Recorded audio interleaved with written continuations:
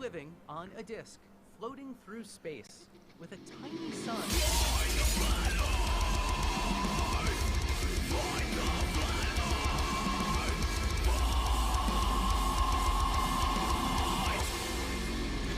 Hey, I'm FTFE, welcome back to the channel that does the stupidity what a rifle did to the back of Private Pyle's skull. So, it's nice and early for a debate. Brandon Toy got back to me after I contacted him a couple of times and agreed to have a chat with me. We're going to talk about a few things, including what if NASA are fake, if what NASA do is fake, possibly some of the Mars stuff, and see what else he wants to talk about. I'm kind of going to let him run the conversation. I'm just interested to hear what he has to say because I haven't yet spoken to him. Brandon, if you don't know, is the person that took over from Ranty Flat Earth.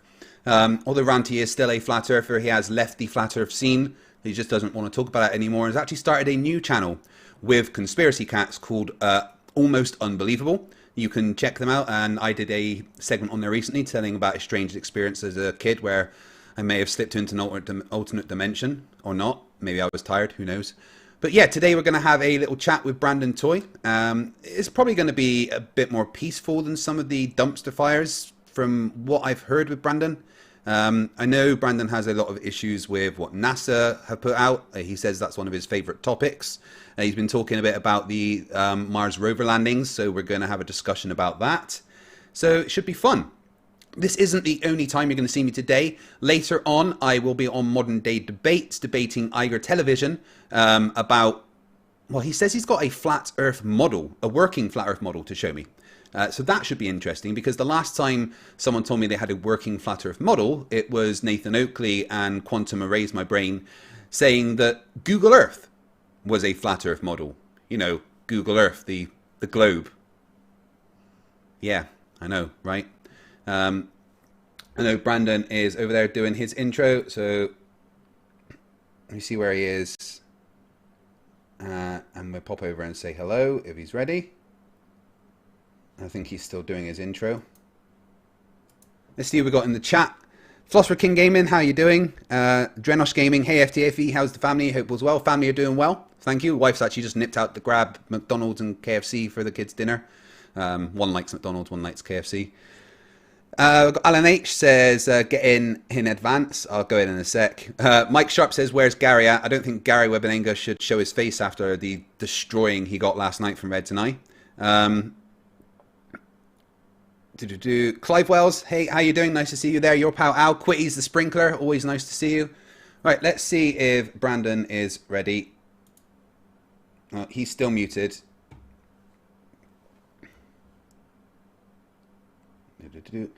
If there's any questions in particular you would like me to ask Brandon, then please tag me, or if you feel like it, you can super chat and I'll read that out. Clive Wells says, Gary Webenenga, message deleted. Is Gary there? Is Gary actually in the chat? For someone that doesn't like me, he certainly hangs around my channel an awful lot. I find it hilarious that the reason Gary won't debate Reds is because Reds is part of this channel and this is where Reds wants to do his debates. But I'm too much of a meanie poo-poo pants to, you know, be on the channel with when there's people like Nathan Oakley. Yeah, it's lovely. Thank you everyone for being here. It should be fun. Let's see what happens. All right, Brandon, I'm ready when you are.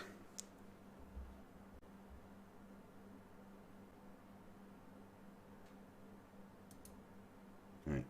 He's still muted at the moment. He's obviously doing his intro and stuff over there. He's simulcasting this on his channel, which is fair enough. I've got no issue with that. My background's gone to the wrong one.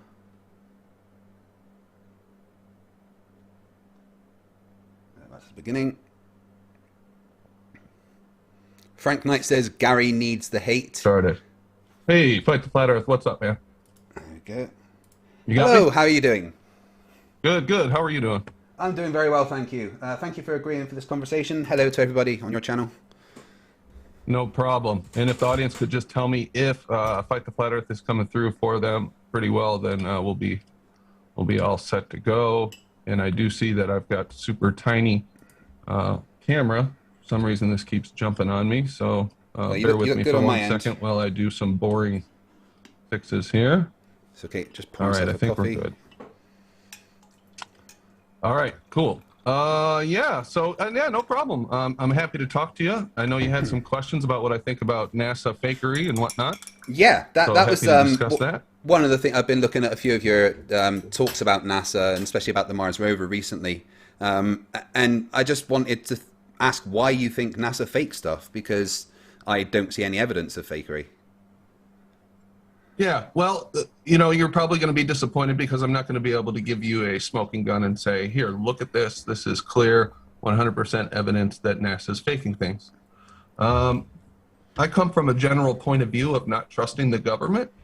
And especially when there's coincidences involved or anything that I find suspicious, then I tend to discount that information right out of the gate, unless I can, touch it, feel it, if I can substantiate it in some other way. So it's mainly a philosophical point of view that I come from, but there are a lot of kind of hints that tell me that NASA is faking stuff. Like what? I mean. Oh, am I sharing something else in the? Oh, sugar! No, that's me. That's my bad. Oh, okay. I've got the wrong thing up. 1 second. All right. Yeah, no problem. Wrong desktop capture. Zoom. There we go. My bad. There we go. That's better. Right. So yeah, have you got any particular evidence at all, like any videos or anything that you think this is evidence that they've faked something? Because you said you don't trust something if it could be suspicious. What to you is suspicious about anything that NASA have done? Well, that's a good question, and I'll show you one of them that I think is the most suspicious of all. Okay. And let me share my screen with you right now, and I'm sure you've seen this before, but it's one of my favorite pieces of footage because it looks like a cheesy 70s movie. So let me share here, and there we go. That should be good. Let me know if you see my screen now. Yep. Okay, good. So I'm sure you're familiar with this piece of footage. Oh, yeah. But this is awesome. The Lunar Takeoff from Apollo 17. Yeah. And let me just hit play for a second. We'll watch it together, and I'm sure it'll become clear to you why I think this points to fakery. Let me hit play.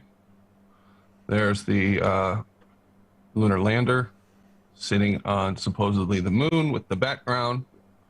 And there it goes with a spark of color and lifts off into the sky. Yep. Pretty amazing, I would say. And when I look at that, I go, wow, was that shot for some, 70s movie, like I said? Or no, are they really expecting us to believe this is real? I mean, it just looks so fake. Can you at least agree that it looks like something from a cheesy movie? I think it looks as it should. When you take into account what's actually happening there, it's lifting off from something that doesn't have an atmosphere of 1/6 of Earth's gravity. That's all the thrust it needs. You can see the flames that are coming out of the bottom as they push off of the part that it detaches from. Why wouldn't there be sparks? Plus the cameras aren't great. It's gonna, not capture exactly the colors that it was. But to me, that's what it should look like. I don't understand why it should look any different. You're not expecting to see massive plumes of smoke or anything, and big flames, because you don't need that amount of thrust to escape from the moon's gravity. No, like you can see it as it takes off there. Flames or anything. I'm just talking about when you look at this. My first impression is this is not real. Now you can say that this is what I would expect to see and come up with all these reasons, the atmosphere, and there shouldn't be a smoke plume, all that stuff you just said. But my question for you was, does it look fake to you? Your answer is no. That's fine. No, I mean, to me, it looks like something. I go, this screams fake to me.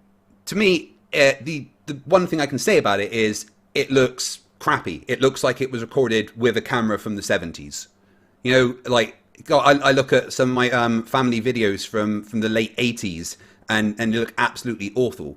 If this was recorded with a 4K camera from today, it might look a little bit better, but it looks like it does because that's what they recorded it with back in the 70s. But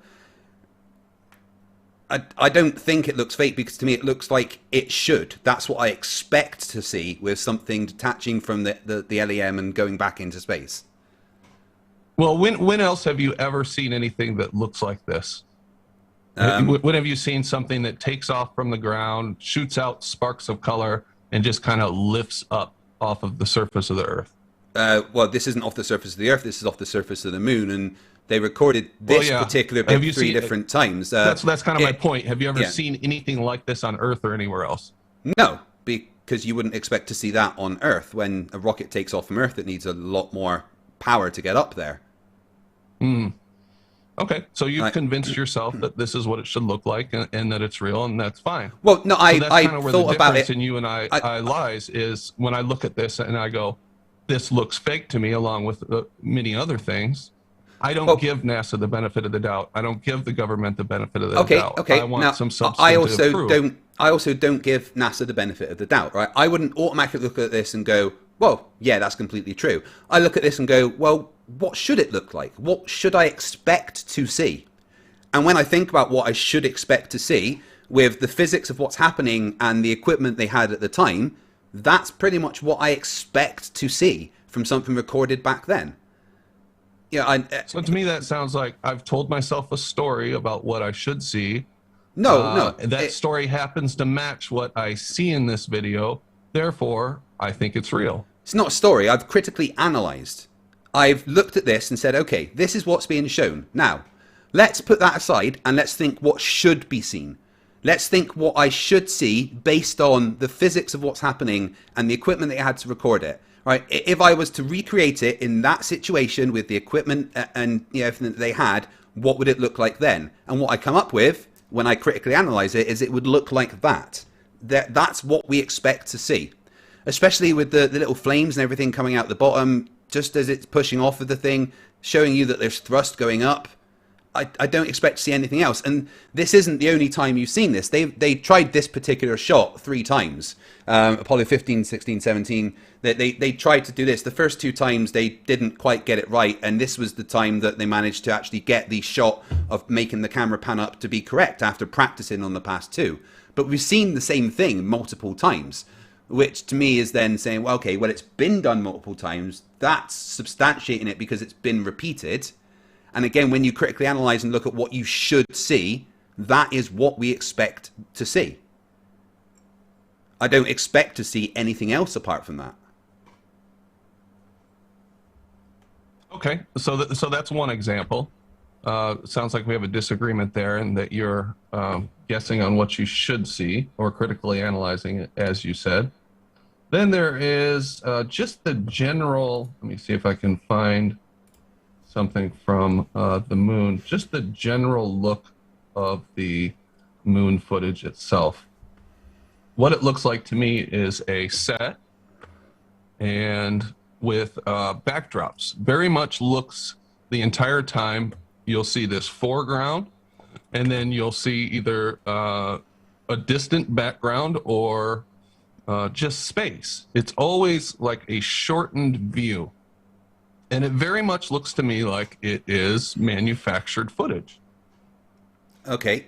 Now, with this footage you're about to show me, and with what you just showed me with the thing separating from the LEM, what would you expect to see? What, can you tell me what you would see that would convince you that it was real, or that it was at least looked real? What would convince me that it was real? Or that it looked real?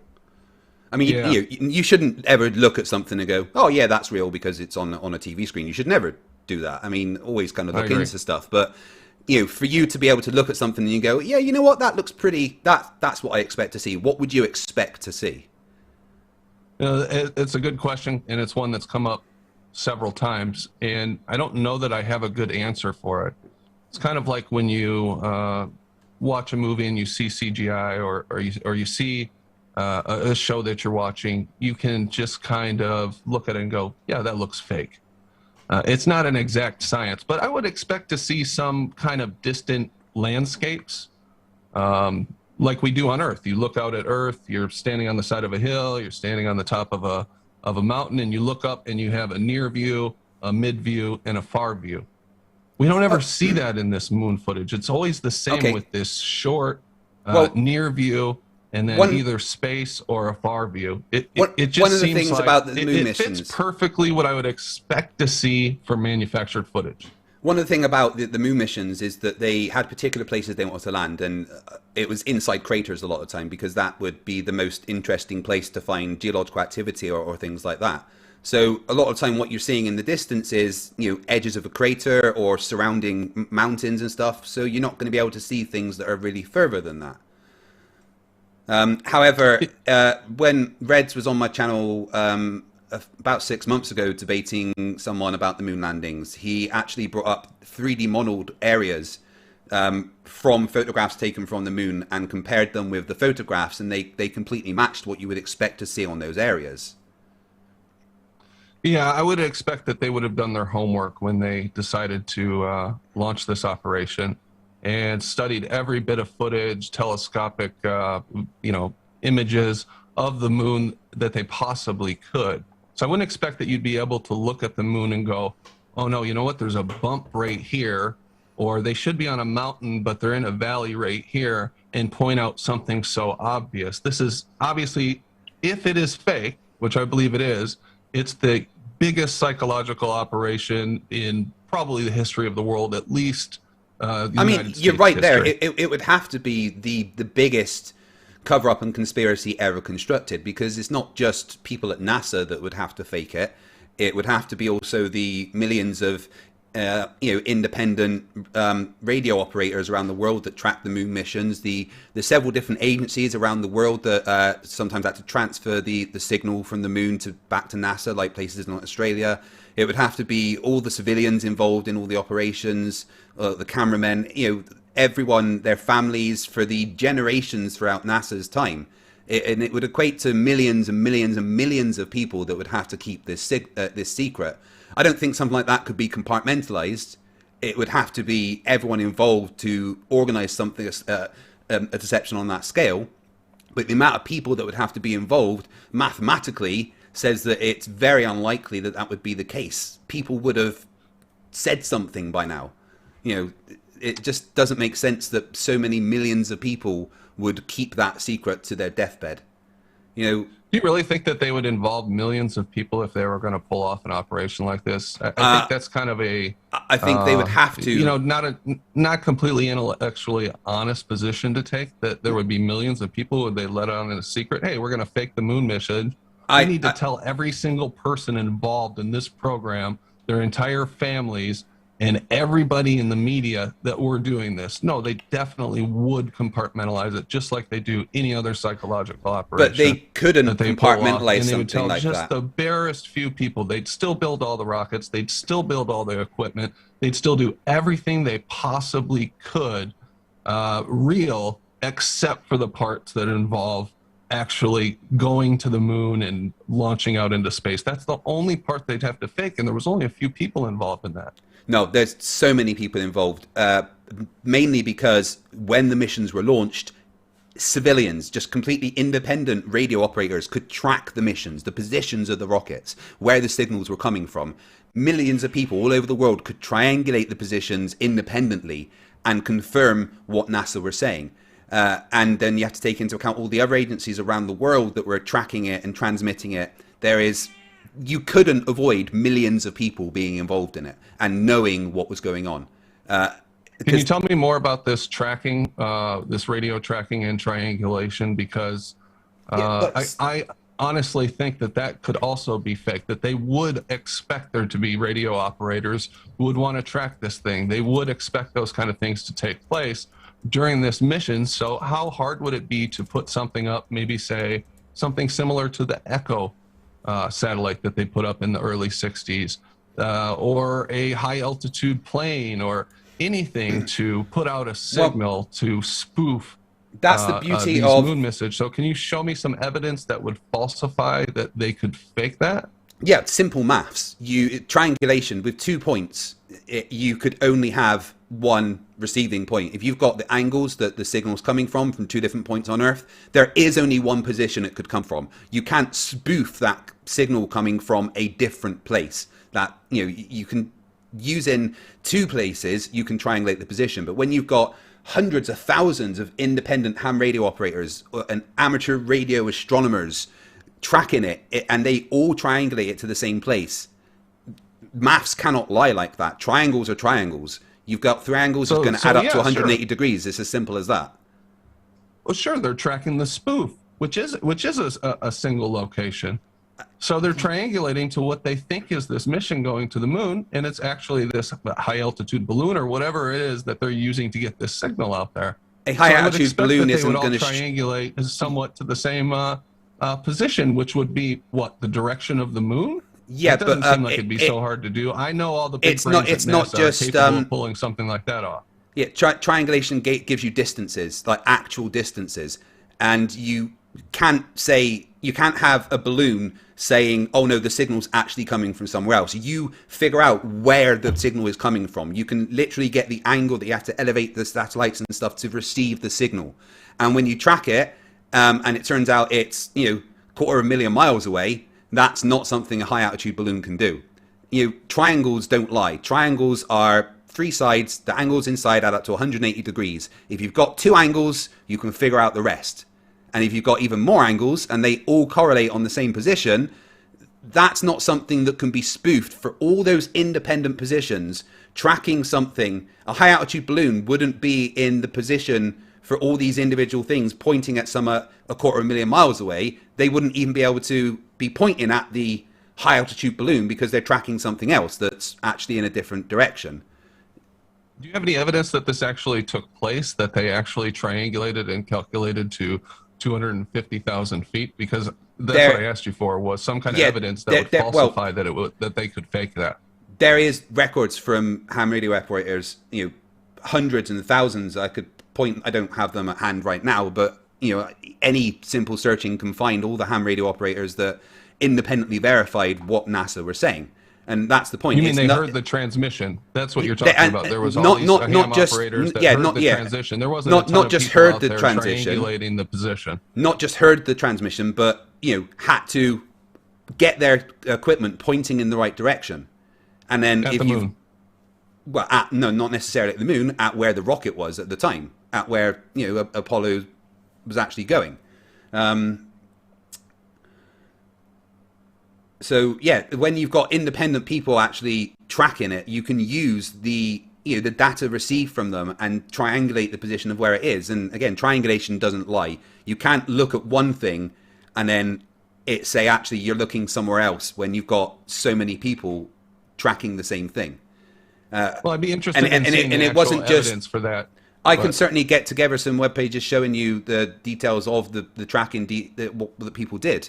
Like I said, there is so much evidence, third-party evidence. We don't even have to go to NASA to verify what NASA said. You can go to Australian Space Agency and see that they had to receive certain parts of the data and then transfer it back to Houston at certain times. So there's other people that are involved than just NASA.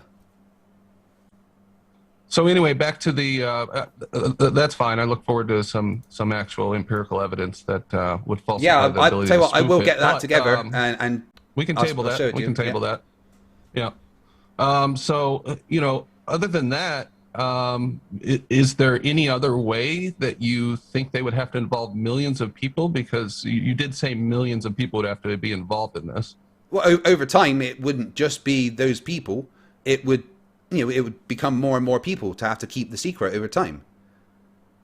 Why would it have to be more and more people over time to keep the secret? Because people would have to know about what happened, where the actual records were, how to tell the lie.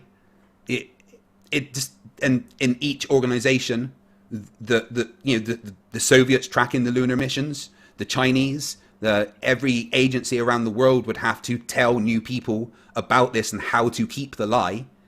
The amount of people that knew would exponentially grow. It doesn't sound like it adds up to millions and millions of people to me. They'd have an inner circle within each area, and they would be on a need-to-know basis for something like this. That's what you assume. If this is a fake, then this is their crown jewel of fakery. This is one of their centerpieces of their psychological operations. It's not just. It wouldn't just be a U.S. psychological operation. It would have to be every government in the world doing the same psychological operation on them. Not every government in the world. It would have to be those with the capability for Well, every government in the world putting says that the rockets moon up, landings right? happened. So, everyone Which agrees. we're all involved with. There's space treaties. All the different space agencies are. Yeah, and you don't think are that pretty the much on the Soviets same would have page, right? called out BS? Russia? Yeah, you don't think they would have actually called out BS? That I don't, because I suspect what happened is Russia started faking stuff themselves. So the U.S. realized that Russia was faking stuff, and decided to do the same thing. So it's kind of like mutually assured destruction. And they do have motives for doing for faking these type of things. That's pretty clear. But no, I don't think that. Imagine Russia coming out in their newspapers and going, Right, the okay. U.S. faked the moon missions. They're obvious fakery. Or imagine any country coming out. Yeah, and no, saying that- I mean- laughed off the face of the earth, just like you guys laugh at us, and it would be a Well, political situation at that point. everyone in Russia would have believed it. That's for sure. I mean, let's not even talk about Russia. What about China? China also have the ability to track these things, and China would not have kept the secret. They would have called out Russia and US without a doubt. There is no way that Why do you all say these. that? Why do you think that China would call us? So they didn't even have a space program back then. So they were. Yeah, you kind don't of think at the they whim had of the whatever ability to information we track told them. stuff? Of course they did. We just talked about the tracking, though. Let's just table the tracking, because we need some evidence for that falsified the spoofing of the signal. Yeah, what I'm I mean- saying I mean, is, well- if Russia was faking it too, they wouldn't have called out the United States. They call out the United States fakery, then their fakery is going to get called out. Yeah. Well, That's a pretty heavy China political has situation to put themselves in. China has recently given photographs of the moon landing sites. I mean, And China and the United States are basically partners at this point for all the stuff that you see in the media, that all the drama No. between them. They build half the shit that we consume. They're basically our factory in the United States, the world's factory for that matter. yeah, They're you not can going to you can buy stuff damage without that, going to China. I relationship. think, And at this point, you could consider them an ally, a frenemy, I guess would be a good way to put it. now, it's not just Russia and China. It's every other country that has now space agencies. India, Japan. India's our ally. Japan's our ally. So just because they're allies, so they're all keeping the secret together. So everyone within all these little individual inner circles are having to all keep the secret. That it ends up being a lot of people that have to keep a secret. All right. Now, Not millions and millions, though, you're is saying about there being a high altitude balloon spoofing a signal. I want to Possibly. go. I want to go back to that for a sec. Could you tell me how that would happen? How they would spoof a radio signal from How the atmosphere? how they would spoof a position of a radio signal? Well, that's why I'm asking you for some evidence that would falsify that Oh, they well, would have the capability of doing that. I Well, would no, imagine you're the you'd one just that's launch claimed something. that you're the one that's claimed that there's the ability to spoof a signal coming from another position with a high altitude balloon. So how would that you be can play done? if you broadcast a radio signal from a high altitude balloon. That's possible, right? Yeah, but how would you then say that radio signal is coming from 250,000 miles away rather than 30,000 feet up? Well, that's what you need to provide evidence for that falsifies that it couldn't be spoofed.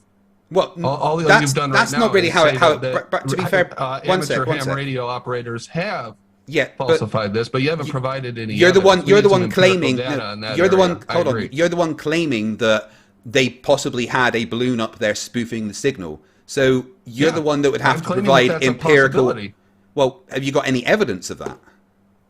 Well, you can launch a high altitude balloon, and you could broadcast a radio signal from a high altitude balloon, or a plane for that matter. That's a possibility, right? Yeah, That is something that's possible. Yeah, but that's not answering how you would spoof a signal coming from another position. I know that's not. That's why I'm asking you for your evidence that it's been falsified, that it could be spoofed. Well, no, you would need to provide evidence that it could, right? No, I don't. Well, yeah, you do. You're the one making No. the claim that it's possibly spoofed. No, you made the claim that it was triangulated at 250,000 Yeah, and miles that away. can That's be your claim. substantiated, right? But regardless of that, You're saying that there is possibly a balloon that is broadcasting a radio signal that is spoofing the position of where the signal is coming from to multiple different sites at the same time. And I'm asking how that would happen. That's your claim. Is there any evidence of that? Is there any evidence that you could broadcast a radio signal from a high altitude balloon? Yes, I think that there is. And make it spoof a signal that for it showing the signal coming from somewhere else. That's your claim. Not just that there's a balloon. You haven't substantiated that the signal was coming from somewhere else. That can be substantiated. So I thought we were going to table that because you were going to come back with some evidence that actually happened, that was actually triangulated, regardless and of falsified that the signal could be coming from somewhere else. Regardless of the evidence that I can provide, you're the one that has said that a balloon has the ability to spoof a signal coming from another position. That's what I'd like evidence for at this point. No, that's not what I said. That's not what I said. What I said was they could have spoofed a signal, meaning they could have put a high-altitude balloon up or a high-altitude plane and broadcast a radio signal to fool the people on the ground who are tracking it into thinking that that's coming from the moon. Okay, so how are they going to fool the people?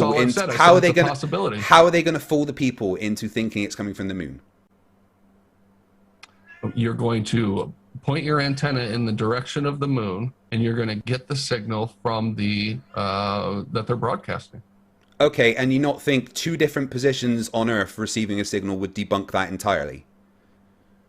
Possibly. That's what I'm asking you for evidence for, that has okay, been well, that's absolutely already easy because a signal came in from Australia and was routed back to the USA. So, yeah, that debunks it. That's two very different positions on Earth. No, it doesn't debunk it. You just claimed it debunked it, and you haven't even provided anything. You've just made a declaration that you've debunked it. That's all you've done. No, I mean, that's a fact that Australia received some of the signals and transferred it to Houston, Texas. That's not me just saying it. That actually happened. So what? So Australia and America are on two very different points on the globe. Therefore, if they're both looking at the moon and receiving a signal, then it can't be from a plane flying in front of the moon because that wouldn't work. Why not? Because of perspective from the position of the moon. You wouldn't both be able to point something at the moon and see a plane in front of it. If the plane is going to be, how far up? Like 30,000 feet? You said anything about seeing the plane in front of the moon. Well, if you're pointing it at the moon and getting a signal from a plane, that plane would have to be in front of the moon from both positions on Earth. It wouldn't have to be in front of the moon. It'd have to be in the direction of the moon. And you not think that is a problem when you have signals coming from both America and Australia? No. Why would that be a problem? They both point at the moon. Because how would they both see the plane to be able to receive a signal from the plane? No one said that they were going to see a plane. Well, how are they going to get the signal then? What do you mean how they're going to get a signal? They're going to point their antenna in the direction of the moon and receive a signal. I don't know what. Well, how are they going? Where's the plane? Where's the plane going to be? A ball. Well, even on a flat plane, unless you're saying the moon is within the range of a plane, if the plane is broadcasting the signal, that means whoever's receiving it has to be able to see the plane, right? And if they are pointing their antennas at the moon and both seeing the plane, that means that the plane would have to be in two different positions at the same time to be able to transmit the signal for them to be able to see it, to spoof that signal coming from a different position. And also, you can actually time the, you record the time it takes for a signal to be received and come back, and that would cause a problem because you would be able to see that, oh, wait, that shows that this has just come from something that's 30,000 feet away, not apparently 250,000 miles. Possibly. So, yeah, provide some evidence that falsifies that they could have spoofed this signal. Well, I'm waiting That's what to I've provide. Been asking you for. Yeah, let me address your points. No, hold on. Let me address your points. So you said they'd both have to see the plane. I never claimed they'd both have to see the plane. They certainly wouldn't both have to see the plane. The signal would be coming from the direction of the moon. You'd point your antenna at the moon, and you'd receive the signal. I don't understand what's so hard. Oh, furthermore, if there is that problem, who says that they couldn't put up, say, two signals? in 2 different locations to spoof the signal. All right, You so gotta now use there's a little 2 fake creativity. claims. These are some bright geniuses that work at NASA, aren't Okay, they? so You don't think they're capable of this Brandon, stuff? you're the one that's making claims here. You're the one saying that No. they would have the ability to do this, right? So that's what I'd like some evidence of. I can provide plenty of evidence, and believe me, I will, of independent verification of positions tracked from ham radio operators from 1969 onwards. That's no problem. But you're the one claiming that they could possibly have now multiple planes broadcasting a spoofing signal that shows that it's coming from many hundreds of times further away than it's actually coming from. So I would like to know by what mechanism they're able to do that. How can they alter the time the signal takes? How can they spoof the position and show you that it's actually here and not there when you can triangulate from just 2 different positions? Because if there's 2 different planes, like you've said, then that would cause a problem with triangulation from just the 2 positions and give you conflicting positions as to where the signal was actually coming from. So, you know, there's so many problems with what you're claiming, and I can provide evidence, and I will, but I would like some evidence from you that this is even remotely possible. Well, why don't we try to stick to the claim that you originally made, was that they triangulated to a position that's 250,000 miles away for the radio signals. And Okay, that yeah, but your claim is that, falsifies though. the possibility that it wasn't on the moon. That was the original claim you made. I offered alternatives, which I'm surprised you don't think NASA would be capable of doing something like this. I You think would they're like capable of landing evidence people that they on would. the moon and dune bugging on the moon. Yeah, that's pretty but simple you don't engineering. Think they're capable of coming up with some kind of spoofing signal. That's interesting. But You're the let's one focus on your claiming that they original could. claim. No, cool. And we'll let's go let's from be there. clear, Brandon. It's not my claim. All right, that is what actually happened. You are the one claiming that there is a possibility it's being faked. You're the one going against what's being said. So I would like some evidence that what you're saying is even remotely possible. Not just, you don't think NASA could do that. No, I don't think NASA can bend the laws of physics and time. I don't think that's possible. So is there any evidence that they had the equipment to do what you are saying that they could do?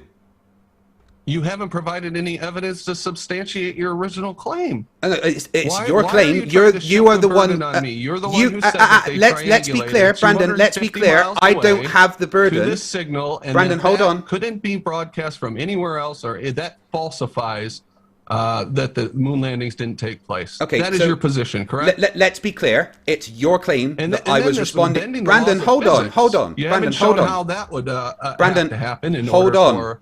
You are the you one. haven't provided anything. Brandon, you are the one that is making the claims, not me. I'm telling you how it was No, you done. certainly You made are the the one original claim. that no, you made the original claim that it was somehow No. spoofed. That was your claim. No, you made the original claim that they triangulated this signal to Excuse me. 250,000 That miles was away from that was a multiple response to locations. your claim. You are the one that is making the claim that they somehow spoofed the signal. No, I'm my saying response. it's a possibility. You're Right. Okay. saying Provide that the provide evidence. triangulation of the Provide signal evidence from that the it's a moon possibility. Provide evidence proves that it's the a moon possibility. landing. That's what you said. Provide evidence that it's a possibility. Provide evidence that they actually triangulated the no, location excuse me. to 240,000 Your miles claim. Your from claim. multiple positions on Yeah. Earth. Australia and America both tracked it. That's a fact. That's my evidence. That's not evidence for you to declare that they both tracked it and that proves it, and that's a fact. That's not evidence. That's not how So it you works. don't understand that Australia tracked the moon landing. The Soviets tracked the moon landing. So you're just going to say that, well, if you don't believe that Australia tracked the moon landing, then, I'm right. Is that your position now? Well, the data is freely available. Okay? You are the one claiming that all the freely available data is fake. You are the one claiming that No, I'm it's not. a I never made Hold on, that hold claim. on. Don't put You are, words in you my are the mouth. one. No, you absolutely have made that claim because you're saying No, it's I did possibly not spoofed. say that all the publicly And available data is fake. That is you not are the what I one said. saying that there is a possibility that they have spoofed the signal. That is your claim, right? So Yes, can there's you a possibility, substantiate that and claim? you're the one who made the claim that this proves the moon Right. landing because Right, they so can triangulated you to substantiate your 250,000 claim, miles yes or away, no? And you need to prove that. Can you substantiate your claim, yes or no?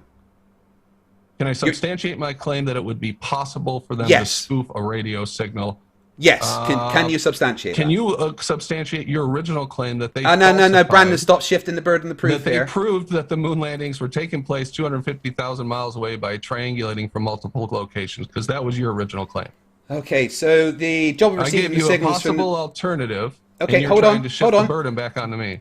So the job of receiving signals from the moon fell to the National Aeronautics and Space Administration's Tracking Center, Goldstone, California, and facilities in Australia at both Honeysuckle Creek near Canberra and Parkes, approximately 380 kilometres west of Sydney. These facilities were chosen because they had the moon in view at the scheduled time of the moonwalk. You can go to the websites that I've literally just gone to and find all the data. To keep continuous contact with the craft, at least 3 tracking stations were needed, spaced about 120 degrees apart in longitude.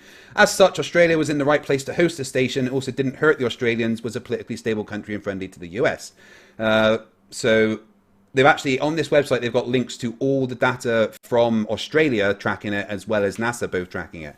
The fact that they had 2 positions alone independently tracking the rockets debunks your assertion that there could possibly be a plane spoofing the position of the radio signals where they're coming from. Oh, it doesn't. And it absolutely does. You've just made a declaration. You've made another claim. I haven't. That you've debunked it with those radio signals, and all you've done is read a website and say that the data's there. That's all you've done. Yeah. Do you want to go and have a look for it yourself? There's evidence there. That's how you find evidence. You go and look for it. Well, yeah, Brandon. I want you to you show me the evidence, provide me the evidence. That's why I said let's table this, and then we'll take a look at the evidence and analyze it. That's So fine. And I'm going to show the evidence, but I would also like you to provide evidence of your claim that it's possible for them to spoof the radio signal in that manner. Is that fair? Sure. Right. Cool. I'd love to see that evidence. Do you have any? So you're going to put me on the spot to provide evidence that how they spoof the radio signal. If you don't have any right now, then you can, like I'm going to do and gather a bunch of information for you. Yeah. Can you gather me information to back up your assertion that it's possible for a plane to spoof the signal to multiple locations and to bend the laws of time and physics?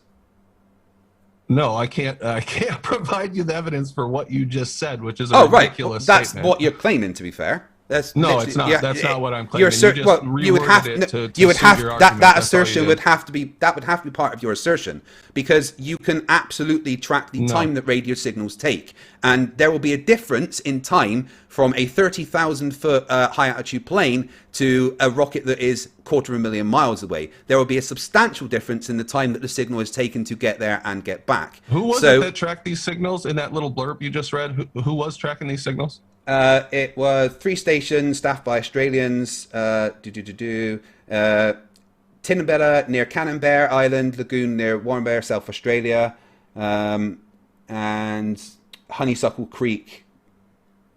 3 different locations across Australia, as well as places in the Soviets, in China. Oh, wow, India was also tracking it at the same time, according to this article.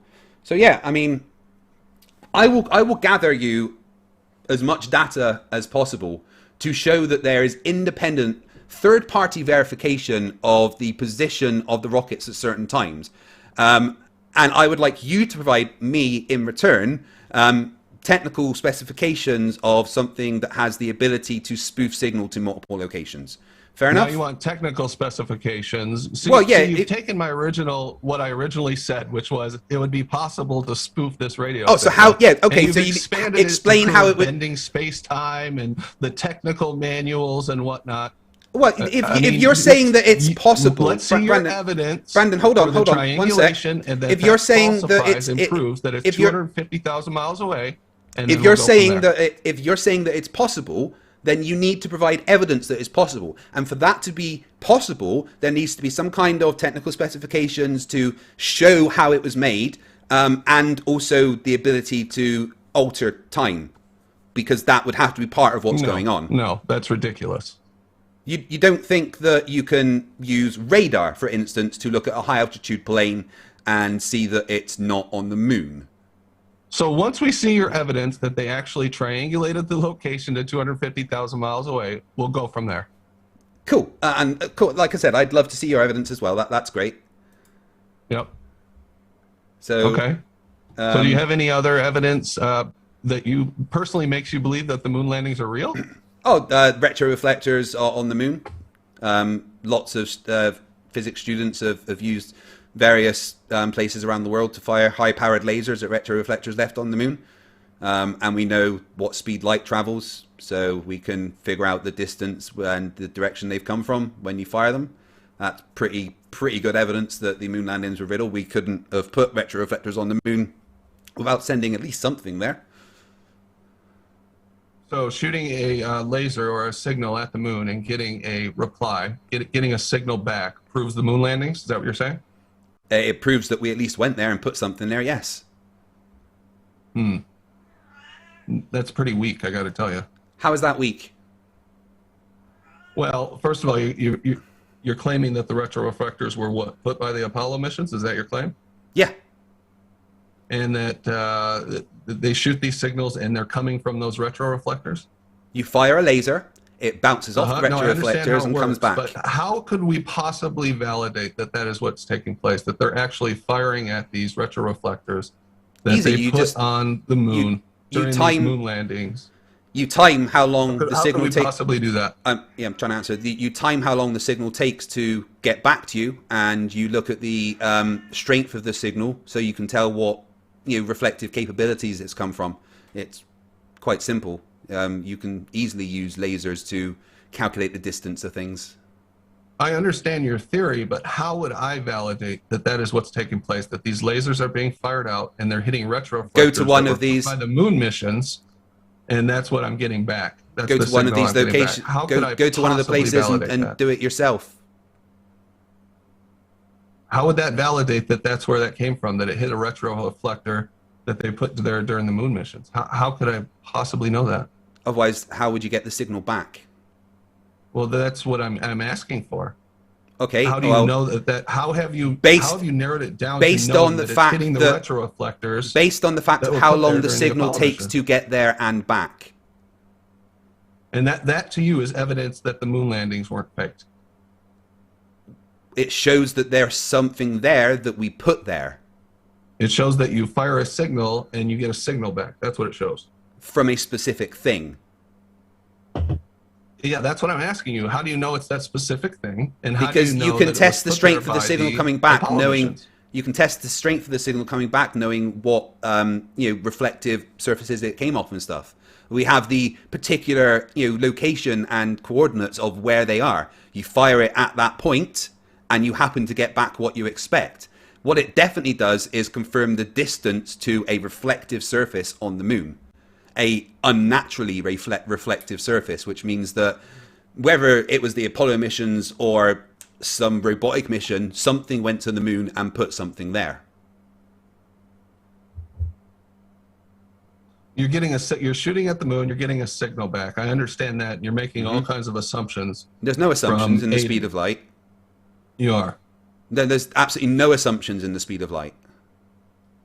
There's no assumptions about the medium that it's going through. No. What's happening with that signal when it comes back. No. Okay. It's not very convincing to me, but I understand. Oh, well, that personal incredulity is kind of irrelevant, but Well, like I said, yes, part of this is my incredulity of the moon landings. That is part of it, yeah. Well, you decided to trust the information that you've been given. No, I've looked at third-party verified independent information. Have you ever looked for the third-party independent verification? Of the moon landings? Yeah.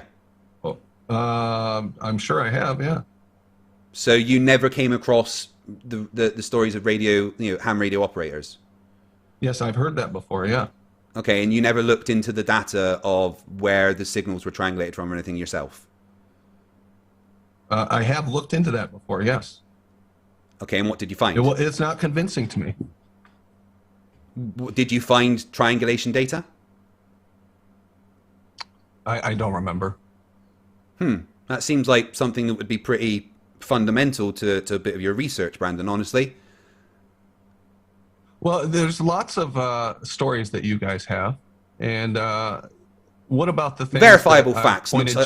Sorry, you said stories there. I think you meant to say verifiable facts. That's sorry. It's no. It must have come through wrong. It was weird. Triangulation. So I'm still waiting for the evidence for the triangulation. So I thought we were going to table that. You seem to want to keep going back to it. which is fine, but neither of us have provided I didn't any really evidence go back to it there. regarding that. Sorry? Anyway, the fact that there is a reflective surface on the moon that you can literally calculate the distance and time taken to get there and back with a laser verifies that we went there and put something there. No, it doesn't. Well, you're claiming it doesn't. How is it there? I don't even know if there is anything there. My understanding is that we were firing signals at the moon previous to that and getting a signal Right, okay, back. so here's the thing, right? You can fire signals at the moon, right, and get a signal back, but the strength of the signal is what's important, right? If they fire it at a specific location, they get back a much stronger signal, a much stronger amount of light energy than if they fire it at a different point, right? Meaning that they can tell that there is a difference in the reflective surface. So if they fire it at just a standard bit of rock, they get back a very weak signal. If they fire it at a reflective, unnatural surface, they get back a very strong signal. And we know the specific point to fire the laser to get back that strong signal, meaning that there is an artificially reflective surface there. Were they firing signals at the moon previously and getting a response back before they put these retroreflectors there? They did radar experiments, I believe. And did they get a signal back when they fired the radar at the moon previous to these retroreflectors supposedly being placed on it? Yeah. Okay. So But can you see why that's not very convincing to me? I understand all that other stuff you said about radar's the signal radar's stronger or different to whatnot. laser, right? When you're using a laser, you can be very specific, right? And when you fire So it did they at fire lasers at the moon previous to putting the retroreflectors there? no, I don't think laser technology was around then. So they put the retroreflector and then fired lasers at the moon after they had put the retroreflectors there, and then said, based on the signal we got back from this laser, we know that the retroreflectors are there. What are they comparing it to? Other positions that they fire it to on the moon.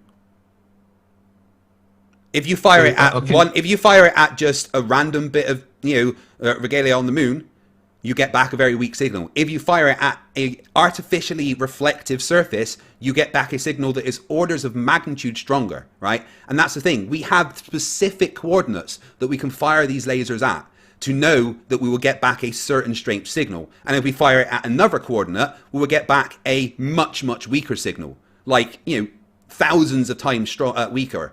But that shows that if we fire at these specific coordinates, there is an artificially reflective surface sending back the laser at a much more powerful magnitude. Have you ever fired a laser at the moon personally? Well, I've been involved in setting things up, but I've never actually done it myself.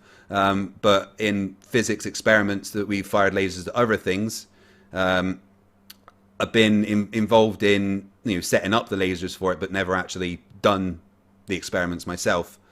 But that whether I've done it or not is kind of irrelevant.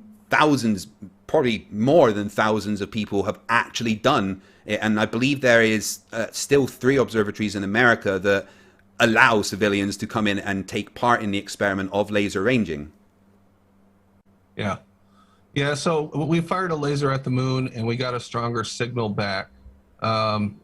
It doesn't really support the whole story of the moon landings. Do you see that? No, I think it does. It absolutely does. You can Because make an argument it shows for it, that something went I there have to make a and mental put leap something there. from- Right? What's that? It shows that we went there, something went to the moon, and physically put something there. Well, possibly it shows that something went to the moon and placed something on the moon. It doesn't prove that the moon landings happened. Well, it at least shows that something went to the Even moon. if I give you that there's a retroreflector on the moon. Yeah, and it at least shows that we went to the moon and put something there, and it shows that the distance to the moon is accurate. Now, that I would argue with, that the distance to the moon is accurate.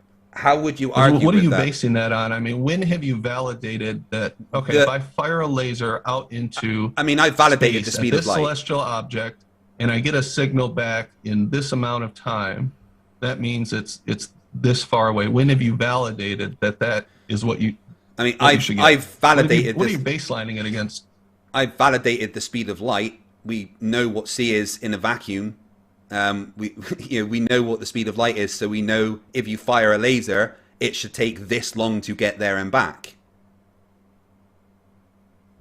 I mean, what more do you need? You make that's what science is. You make a prediction and then you test that prediction. And if you predict, if we fire this laser and it has to take this amount of time to get to the moon, hit the retroreflector and come back, it should take this long to receive a signal at this magnitude. And lo and behold, when you do it, it takes that long and you get the signal of that magnitude. Do you take the movement of the Earth in its orbit around the sun, or the movement based on the sun's movement, whatever the hell that's called, its orbit around the speed of light is relative to an observer, so you're firing the light. For you, it's going to be traveling at the speed of light from the position that you are going, and as the moon is orbiting around the sun with us whilst also going around us, we kind of don't have to take the orbit of the sun into account, of the Earth around the sun into account.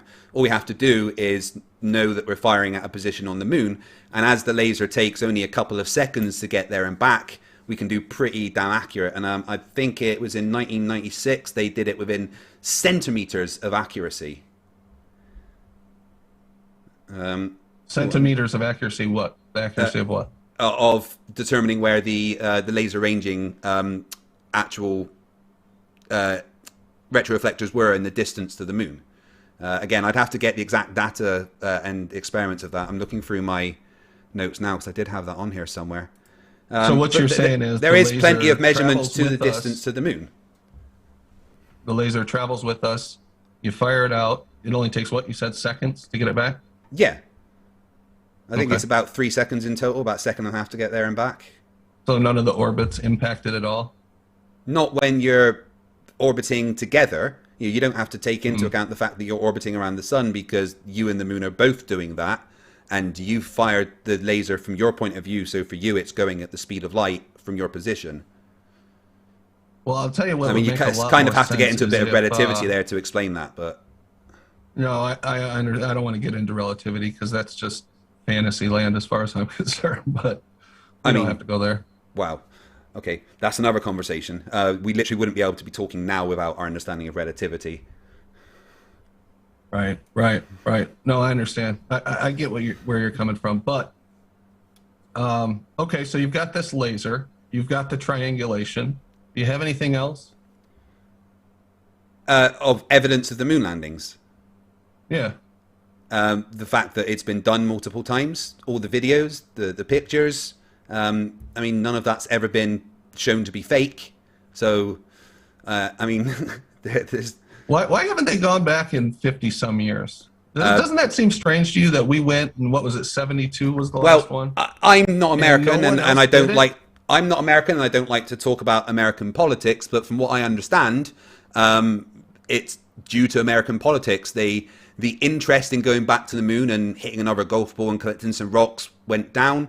The funding for NASA went severely down. The general interest in the moon missions went down, so it wasn't funded anymore. So instead, the funds for NASA went into things like low Earth orbit space research with the ISS. I can't speak for why other countries haven't gone back and done something. Perhaps they haven't found it necessary, but we are going back now. I mean, that's what Project Artemis is all about. And I've been talking about going back for quite a while. I'll believe it when I see it. But yeah, I mean, what I find curious is that we went in 72. Well, first, we went in 69, right? So that was what, 52 years ago now? Yeah. And we went back a few times and then stopped, and no other country went back. All of these allies that we have, none of them felt the need to go on a manned mission to the moon and replicate what we've done. I find that very curious, and I understand that you can make arguments about, well, it costs so much, and et cetera, et cetera. I get that, and those are all plausible explanations. But when else have we done something, explored somewhere, and one person does it, and no one else follows up to do it themselves? When else has that happened? The Mariana Trench?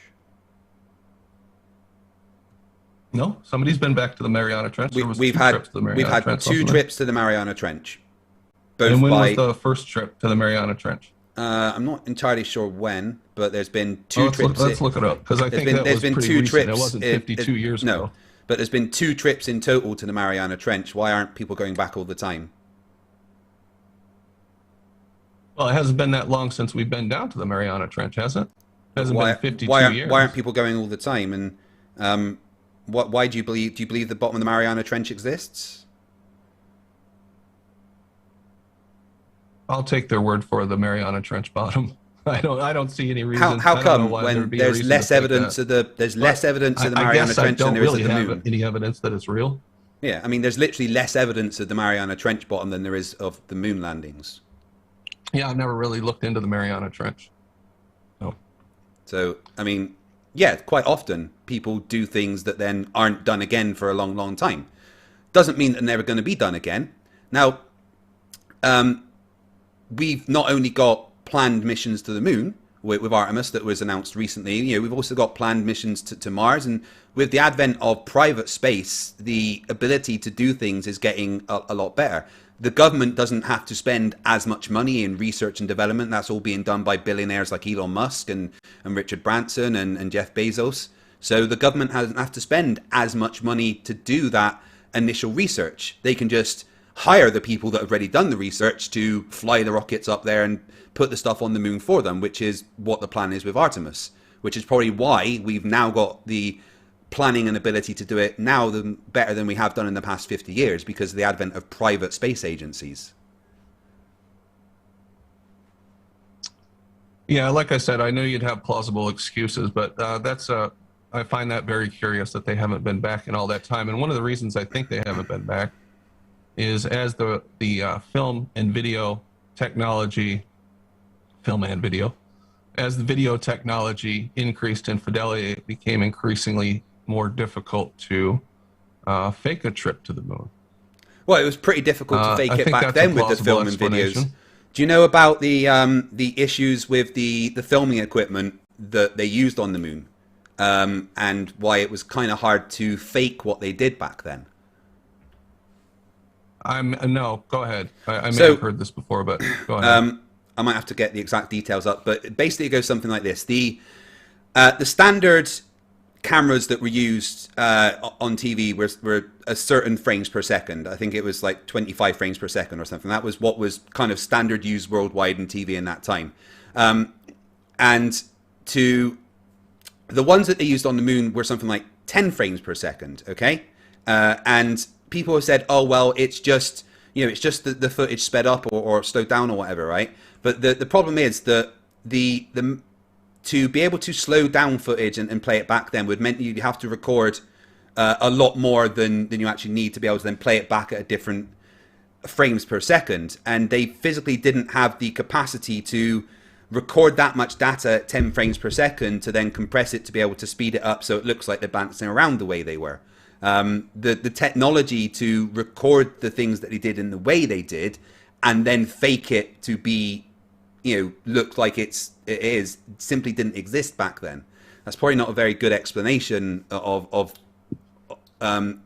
but basically the technology to be able to play back the tapes at a higher frame rate didn't exist then because they could only record a certain amount because of the physical limitations of physical media. So you think that their ability to play the video back at the correct speed falsifies their ability to fake it? Yeah, I'm going to try and get some up. All right, I'm sure that you believe that, but I find that curious that you think that NASA is capable of coming up with all this amazing technology. I mean, how many? They didn't really have that much amazing technology in the moon mission, but they wouldn't be capable of coming up with a way to play back the video that they took. Right. One sec. I've got a much better explanation. Do you see where I struggle with that, though? Well, technology exists or it doesn't. All right. Okay. So let me read this to you. Two different ways of capturing moving images. One is film, actual strips on material. Another is video, which is electronic method recording. Right.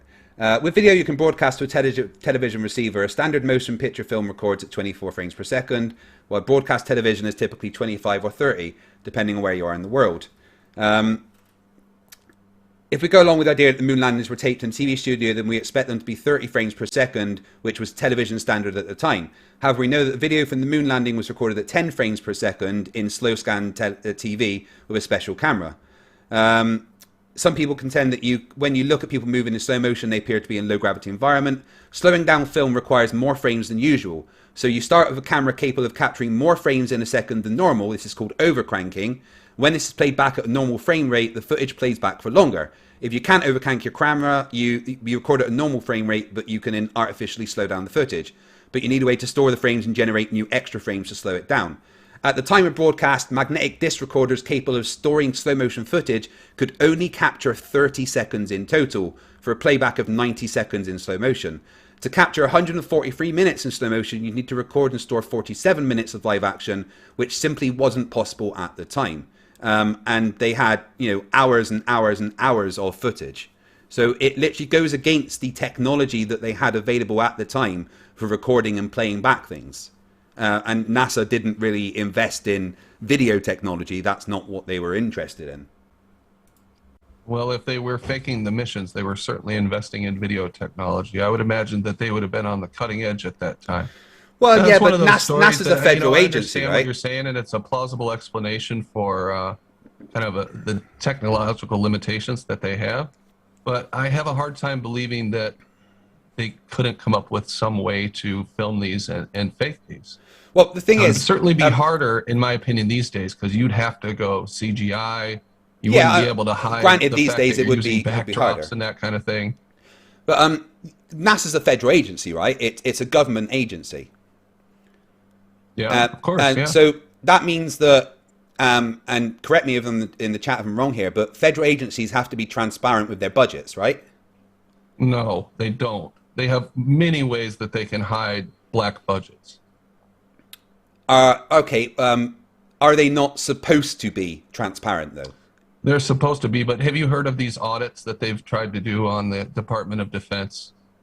And they're missing like trillions of dollars. I mean, it's just like a sucking pit where we throw our money into. They spend so much money, there is no way. And what are they doing with that? Everything. What are they doing with that money? You think you know what's in the CIA budget? Oh, I wouldn't pretend to know. But what do you think they're doing with this millions and billions of dollars?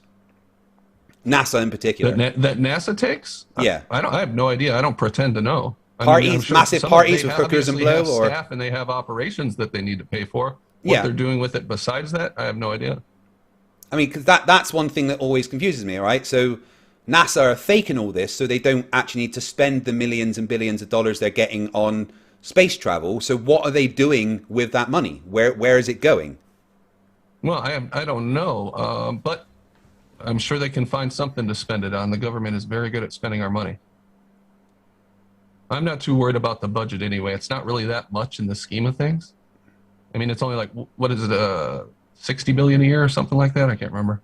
I think so. But also people in the chat are saying that NASA is not part of the Department of Defense. Okay.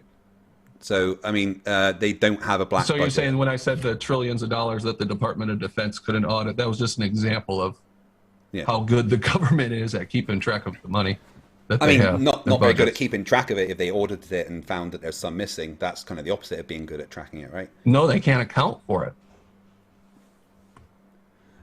Right. So, is there any? By the way, there was four manned descents to the Mariana Trench, and 3 unmanned descents. Right. Okay. So not just 2. So that has been done, and it's been done by, looks like, different countries and but and there's different still people. been, whereas in this case, we only have one country and pretty much the same people that have done the moon landings. Well, it was different. So I understand what you're saying. Why isn't everybody going to the bottom of the Mariana Trench? But not exactly analogous to the moon landings. So, is there any actual kind of hard evidence that the moon landings were faked other than kind of speculation and mistrust?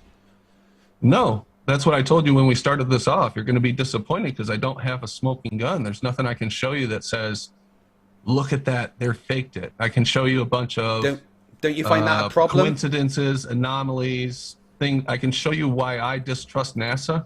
But if you want to believe NASA, you can always find a plausible excuse to believe them. Well, the thing is, what I like to do, and this comes from me knowing Reds really, is I don't go to NASA for information. I look for other ways to verify what NASA say. Like the International Space Station. Do you think the ISS is even up there? I think there's something up there, obviously, because Reds and Jaron and many others have done, have filmed it. The transits, you can see it in the sky. Yeah, there's something up there. Do you think it's at the height that we're told? What is it, 250 miles? Yeah. Maybe, probably not. Because that's been verified. Yeah, I know you say it. I know that you'll say that it's been verified. I'm not sure that it has. Red's calculated the distance to it using his own data. I mean, I've seen Red's calculation, but there was some assumptions that he made in the calculation. It's been a long time since I looked at it, but I do remember at the time that there was some assumptions built in there that I had questions on. The actual only assumption that Red's made when he was doing the calculations was that the Earth was flat. He did that to show that even if the Earth was flat, there would still be something at that position. Well, I'll have to go back and look at it. It's been a long time since I've watched anything from Reds besides what's on your channel. Okay. Sorry, I'm just... but yeah, I think there's something in there. I'll tell you what I think it is. Okay. You want to hear what I think it is? This is just speculation. I think that what it is some kind of weapons or a spy system, a surveillance system. That they have up there. Do you remember, what was it called? Star Wars program in the United States during the late 80s? Ronald Reagan? Not really. Tell me about that. All right. Well, they launched this big multi-billion, was going to end up costing trillion weapons program called Star Wars. And they brought in some science fiction writers and all these experts and even some kooks, some pretty far out there scientists, to kind of come up with some kind of system to shoot missiles out of the sky, ICBMs. It was the last days of the Cold War, pretty much. So wasn't that never done though? What's that? Wasn't that whole thing scrapped though? They never actually did it. Yeah, they eventually ended up scrapping it. But I find the timing curious that the scrapping happened at a similar point in time to when the ISS was launched, shortly after that. But if you look at some of these images, even these little crude drawings, am I sharing still? Oh, sorry. That's right. Here, let me share real quick.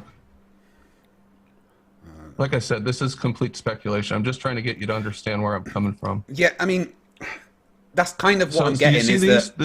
Yeah, I mean, can I just say, it's kind of what I'm getting is that a lot of it is speculation on your part, right? That there is no hard. I have no hard evidence. I can't point to any smoking gun that NASA is faking anything. But do you agree that there is evidence that it was real as well? Certain things they're doing is real. There's real people involved. There are some activities that I would say are real. The moon landings, no. I don't think that there's anything that points to those being real directly. You've come up with lasers. You've come up with triangulation. It doesn't really tell me that what we saw on that film and the events that we were told actually transpired. Okay, so just quickly, what could show you that those were real? I really don't know at this point. You really don't know. I mean, yeah, I don't trust the video that comes up from them. I don't trust NASA. I don't know how to independently verify something that happened 52 years ago. But I don't know. You're more happy to go with it's more likely to be fake than real, though. That is my personal opinion, that it's more likely to be fake than real, yeah. Okay, I mean, opinions are fine, I guess, as long as you don't I mean, if you said to me, I have hard evidence and I know for a fact that it's fake, I'd have more of an issue, right? The fact that you say, I don't really have any evidence, it's just my opinion, I can't be kind of too mad at that. I think it's, personally, I think it's silly because there's so much evidence the other way, but at least you are willing to admit that there is no hard smoking gun evidence to say, aha, look, NASA faked the whole thing. So, yeah, I just wanted to say that that's more intellectually honest than a lot of flat earthers I've spoken to. Yeah, and, you know, likewise, I'm not going to get mad at anybody for believing that the moon missions were real or that everything we see from NASA is taking place like it does. I understand that that's just my evaluation of things. And a lot of people share my opinion that there's a lot of fakery going on when it comes to space. If I had a smoking gun that said, I would definitely share it with you. But if I had to bet, and I would probably bet a lot that they were faked, just based on what I've seen. Too many coincidences, too many odd things, too many just so stories. What do you think is going to happen? I get that kind of, all my spidey senses go off. What do you think is going to happen with Artemis? Do you think that it's I ever... think they'll probably continue to delay it and kick the can down the road, and then probably just be a shell of what they told us it was. I do agree that it's probably going to be delayed. I think that's more due to COVID, and whether people think COVID or not is real, everyone can agree that it's disrupted things. So I do think that it's probably going to be delayed, but I don't necessarily think that means that you know, it's not going to happen the way that they've told us. And just hypothetically, let's say that it gets to the point where the Artemis mission is launched and they're telling people that there's people on the base with a manned permanent base on the moon. Would that change your opinion of what's going on? The fact that they've kind of followed through with something? If there were a manned base on the moon, or at least if they got to the point where look, here we go, they've launched off. Well, hey, they've landed on the moon. There's the permanent manned base now. Would the fact that NASA have followed through with that give you any more credence? You know, the fact that they didn't keep putting it off and they've actually said, look, we've done it. Would that change your mind at all? Probably not. I mean, obviously, I would be interested in seeing what they come up with, and I would give it some consideration. But at this point, it'd be very difficult for me to believe what I see coming from them. I can't think of what they could show me that would make me believe what they're saying. I have a deep distrust of the government. I don't trust them at all. Okay, that's fair enough. And I know there are psychological operations that take place, even domestically, and I think this is one of them. It's such a big operation to fool and to have to keep it up. And as technology gets better and better, I just feel like there'd be private organizations that would also be calling out the lies. Well, you've got SpaceX and what's the other one? Richard Branson's thing. Yeah. Oh, Jeff Bezos is Blue Origin. Richard Branson's Virgin Space, I think. Yeah, they're almost kind of quasi SpaceX, especially quasi government agencies. I mean, they're so close in partnership with the government and NASA that even if SpaceX did the same thing and landed on the moon, I kind of see them in the same light and consider them one and the same. I mean, SpaceX and Blue Origin's are going to be the ones that are going to the moon. They're going to be the ones taking NASA there, you know?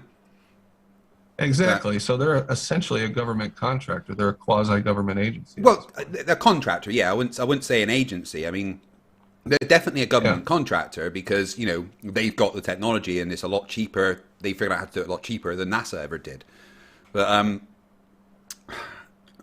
what if other countries started going to the moon as well, independent of NASA? Say India set up their own moon base, or North Korea, you know, someone that we're definitely not friends with. What if they set up their own moon base and started sending out pictures and verified what the Americans and stuff said? This is just hypothetical, total, but would any of that convince you if there was, competing nations going, oh, we've gone to the moon and yeah, they are already here? No, India especially. Again, they're kind of in that situation where these countries are all our allies, and they have the same motivations that we do, as far as propaganda to their population, the same motives for psychological operations that the United States have. So it'd be very difficult to trust any other nation as well. There's no government on earth where I go, that government doesn't lie. Right. It's kind of hard because, like you've said, you don't really have any hard evidence. It is a personal belief with you. I don't want to put words in your mouth, but for you, it is a personal belief that not just NASA but the government in general are lying to you. Is that fair? Well, I think there's hard evidence that the government lies to us. As far as if NASA is specifically lying to us, I don't have a smoking gun, but I would say the circumstantial evidence, some of the stuff that I've showed you, some of the stuff that we've talked about, is evidence that they're lying. But yeah, it is a personal belief at the end of the day. And short of, say, you going to space yourself, there's not much that could really change your mind. No, not really. If you were offered the chance to go to space, would you take it? I don't know. Would I want to take that risk? Like, if I was a single guy, if I was 21 years old, I didn't have a family, didn't have a responsibility, people weren't counting on me, I would hop in there immediately. But there are risks inherent in firing yourself off into space, because this has come up before and I've thought about it. I would want to, but I don't think it'd be a responsible thing for me to put myself in that position. Okay, what if, say, one of your regular panel members, what if they went to space and then were like, yeah, it's real? Would you believe them, or would you then think they were part of the lie? There's some people that I would trust in this world to tell me the truth. But and there's some people that I wouldn't. But yeah. Say they sent Jeranism up. Would you believe him? Because a lot of people say that he's possibly a shill and stuff. So you never really know about anybody, especially e-celebs, right? But in the case of Jaren, yeah, possibly. Yeah, I think I would believe him. Interesting. It's interesting for me to know kind of what your limits are as to what point you would start thinking, well, yeah, maybe they haven't lied to us. All right, fair enough, Brandon. You've got a belief, all right? You've got a distrust in the government, and you've got a belief that there is circumstantial evidence, but nothing hard that has pushed you towards the possibility that what NASA tell us is fake. And I can't be as mad at you as I was expecting to be at first, because you're not coming to me straight up and going, no, NASA are lying. Here's proof they're lying. You're an idiot for thinking that they're telling the truth. And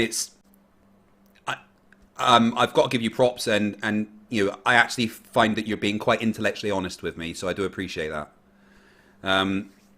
Is there anything outside of kind of the moon landings and stuff that NASA has done that gives you credence to think that they might be faking things? Anything outside of that? Yeah, the ISS, a lot of the ISS footage looks very fake to me. It looks like they're hanging on wires or using, you've seen all that stuff before, and we don't have to go over it, but I do find it curious that there's so many anomalies that need to be explained away. You mean like visual anomalies, like glitching and stuff? And not only glitching, but like somebody grabbing a wire or some guy going back and it looks like he's hanging from a wire. And some of those have turned out to be, well, yeah, there's a plausible explanation, but there's so many things that we have to accept the plausible explanation or explain away. It just adds up to going, well, how many things do I have to ignore or accept in order to believe that this is real? But the ISS footage, some of it just looks totally fake to me. Okay. Do you know what, that when you're in harnesses that you can actually get quite damaged from them?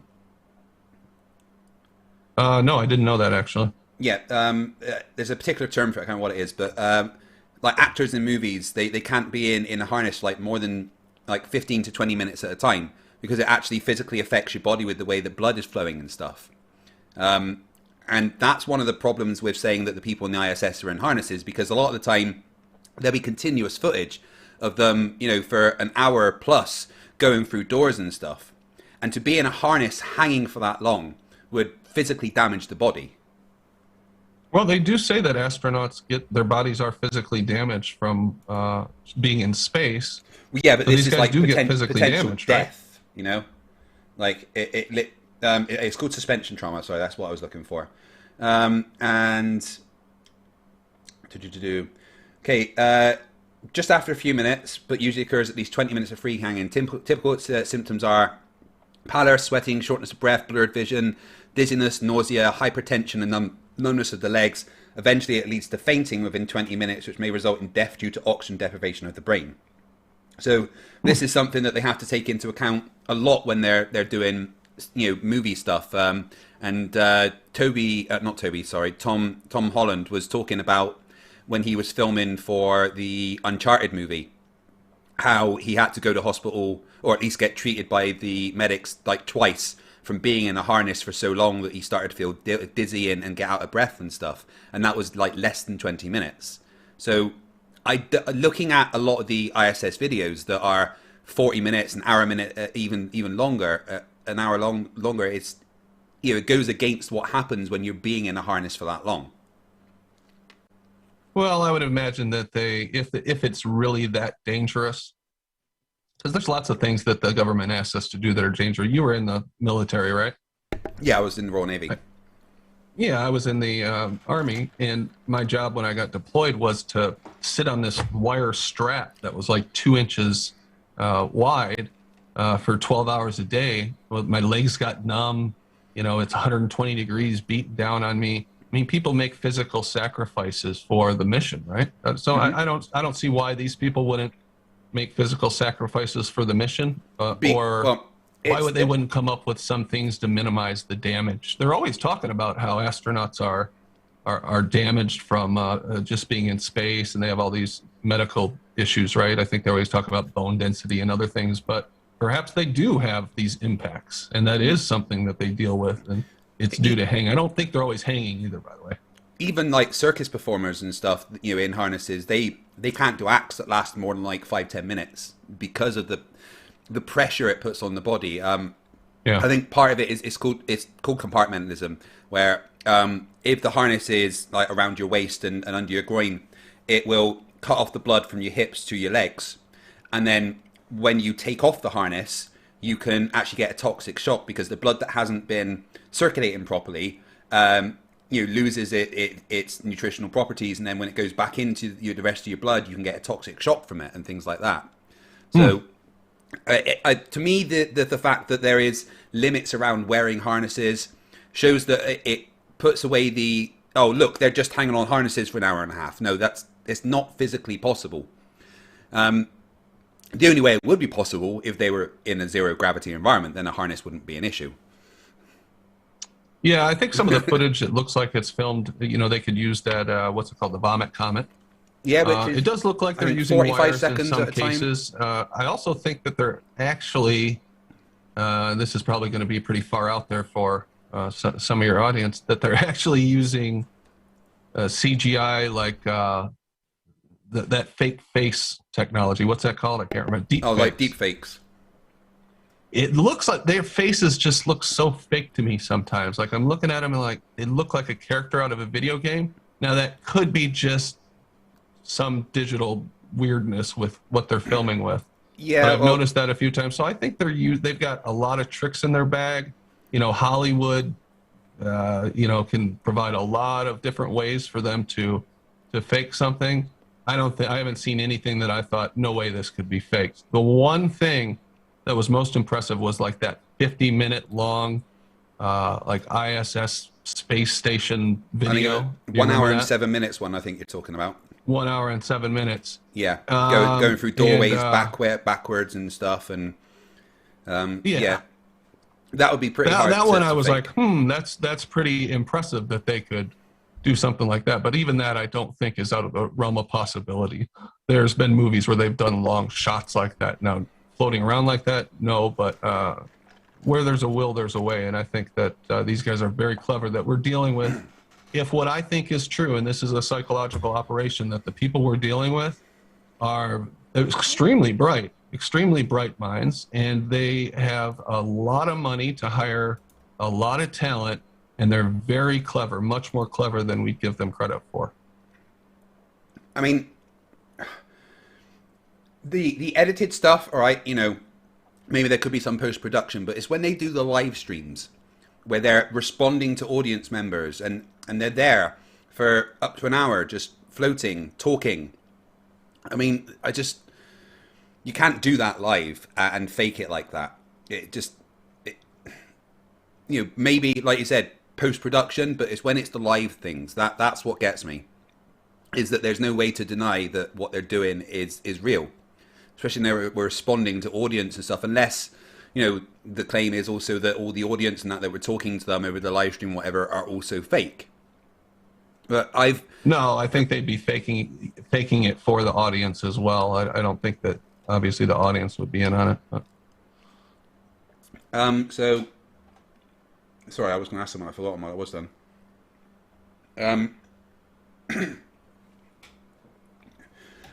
Sorry, I know people were expecting a dumpster fire, but I'm not going to. No, sit here I and tell didn't you expect it to be a sure. dumpster fire. I thought it would be rather a conversation with you rather than a dumpster fire. And like I said, the fact that you're not making any hard claims, and it's you admit that it's a personal belief. For me, that shows a little bit of intellectual honesty. So I'm not going to get all angry and stuff at you. You know, I know people have this impression of me being the nasty, shouty man, but that there's a reason I get like that, and it's when people are intellectually dishonest and, you know, are just straight up shitty to me, I do it back 1,000 times. Yeah, I think you're wrong. I don't think you understand a lot of it, but you're intellectually honest enough to say, I don't have a smoking gun. This is a personal belief, a distrust in the government that's all led to this. I wish you would be a little bit more open-minded, but I can't be, you know, I honestly can't be too mad at you. With regards to the ISS, the fact that Reds has measured the distance to it and the speed that it's going shows that there is something up there at the speed and distance that we're told. And I think that's kind of undeniable. There's no assumptions in Red's measurements. It's real-world measurements, simply from the angles of the camera and the EQ mount and the parallax from looking at the moon with the angular dimensions of the moon. No assumptions at all. And you can't argue with a triangle. You know, a triangle is a triangle. Yeah, we'll have to go look back and look at what Reds did in that case. I can't remember what assumptions I had a problem with there, but I'll take another look at it. I understand where you're coming from with triangulation. So I've had this conversation before many times, but I don't know. There's some assumptions baked in there that I question. Okay, right. So outside of NASA and fakery, what else is kind of your main reasons for being into the flat Earth? Well, basically, I come from the viewpoint that my entire life, all that I've experienced is a flat and stationary world that I live in. Level has always been flat in all practical matters in my entire life. I've always known water to find its level. Never felt or detected any movement, never had to account for any movement of the ground that I'm on. And I've always seen the celestial objects above me move across the sky. So I come from that viewpoint, and then I say, what is the evidence that that is untrue? That the empirical evidence, the empirical data, my life experience that I have for 40 plus years is incorrect, and that my senses are fooled and all of my experience is wrong. What is the evidence? So what I've been doing is trying to find curvature. And lately we've been talking a lot about a physical measurement of curvature. So you take out any of the assumptions, you take out any of the arguments about the behavior of light, refraction, etc. And so far we can't even come up with a way to measure curvature physically. So if I can't find any curvature, I can't detect any movement, then I'm stuck at a place where the only evidence I have is for a flat and stationary plane, unless I start accepting some assumptions. Okay, but we can detect movement. That's one of the big things that I go for. Talking about curvature can be tiresome because the arguments around refraction and stuff, we can go backwards and forwards for a long, long time. And yes, it is a hard thing to do to physically measure the curvature, which is why surveyors have particular methods with, multiple data points and stuff. But it's a hard subject to get into. And I like to talk more about the movement of Earth and the evidence we have of that. Now, you said that you like to go with your senses. Now, what do your senses tell you about the Earth moving? Yeah, my senses tell me that the Earth is stationary. Okay, so what if you were on one of the bullet trains in Japan, going 250 miles an hour, and it's smooth as a cloud, and you got your eyes closed, you're sitting there in your chair, not looking out the window? What are you going to feel? What's your senses going to tell you? We're going at a constant speed in a bullet train. It's debatable whether or not I'd be able to sense any movement at all, or if I'd just feel like I was stationary. See, you'd feel like you were stationary. Let me show you a quick video. Give me one sec. I'll take your word for it. I'll give you that. If you're on a bullet train, you'd feel like you're stationary. That's fine. I do think if you moved on the bullet train, if you went one way or the other, that you would know that you're. Oh yeah, you're on a moving, absolutely. If platform. if there was an acceleration in a different direction, then you would absolutely feel that. But I mean, I can show you a video of a coin sitting on its side on a bullet train that's going like 250 miles an hour. And the coin doesn't fall over because it, as far as that coin's concerned, it's on a stationary object because they're both moving at the same speed. And that's what we expect. Because we're on something that's moving at a constant speed, we don't really expect to feel the acceleration. There is no change in speed, so we don't feel it. But there is an acceleration on the face of the Earth, right? Because we're moving in a, what is it called? A circle. I can't remember the word. We're moving in multiple axes, right? We're supposed to be moving in a around a sphere. Yeah. So are you talking about the Earth's rotation around the sun? Yeah, rotational. Yeah. Right. Yeah. So. No, not only that, just the Earth's rotation. Yeah. Okay. So there's an acceleration there because it's not a straight line. Yeah. Okay. So right. It's not linear. So yes, there is an acceleration, but there's at the same time a deceleration in another axis. So with rotational, acceleration, although there is technically always an acceleration, it's an acceleration countered by a deceleration in another axis. So it still counts as a sum zero.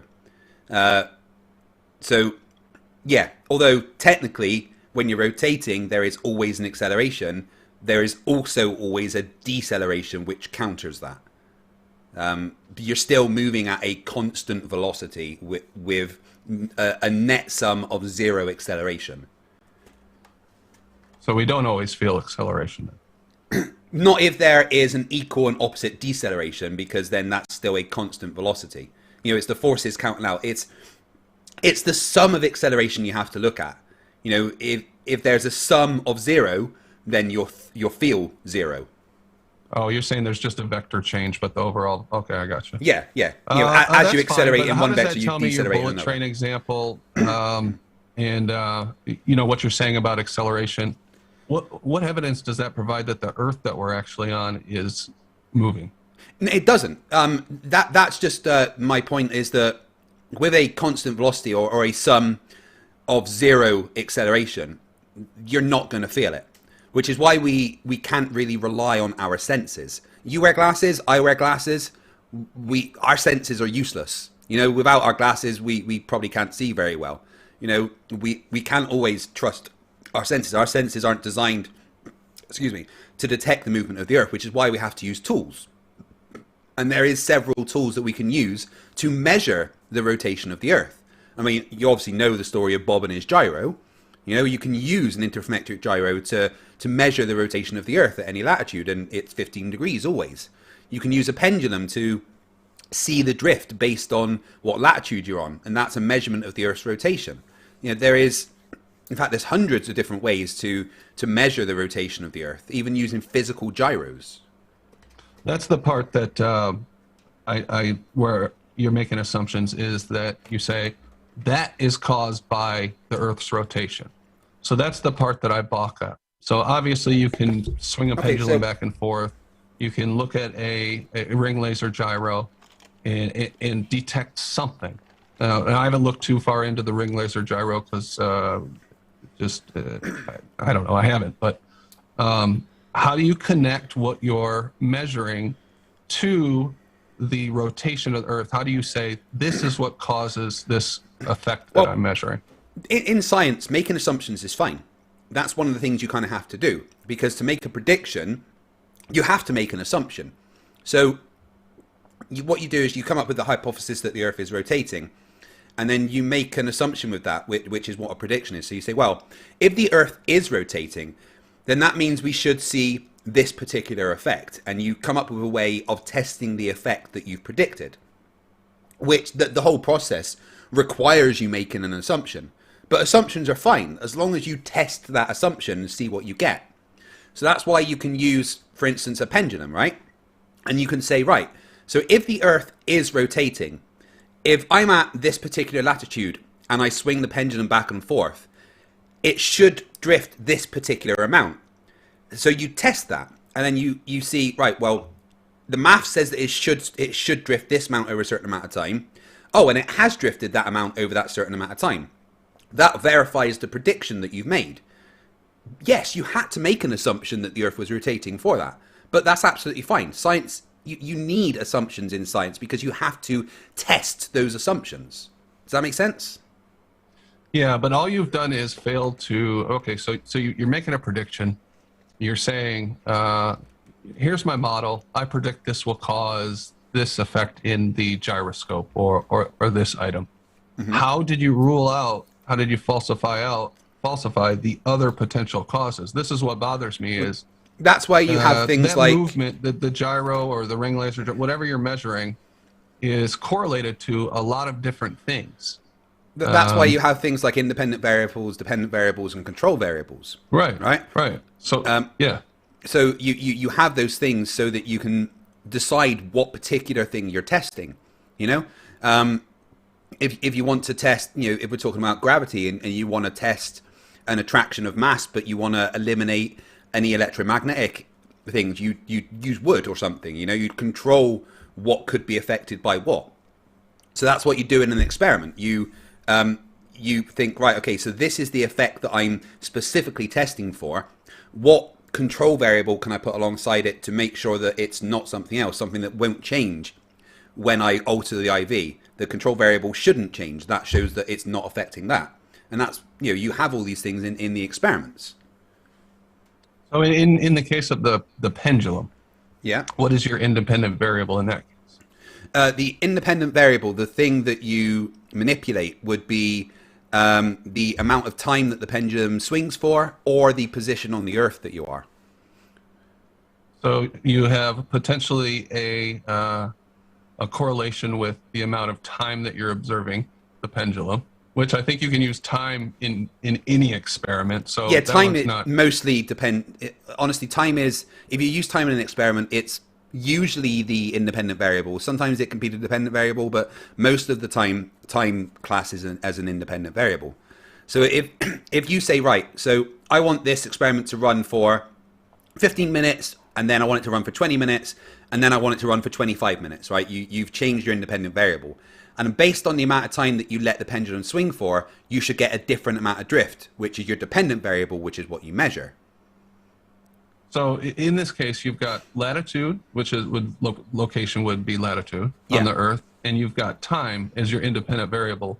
Yeah. How do you tie that back to the rotation of the Earth? Because at the end of the day, you're going to go, well, time caused this, or the latitude caused this movement do of some the maths. pendulum. So how do you tie it back?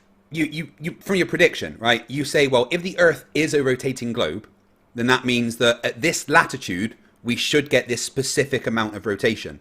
So you can test it at one latitude and do 15 minutes, 20 minutes, half an hour at that latitude.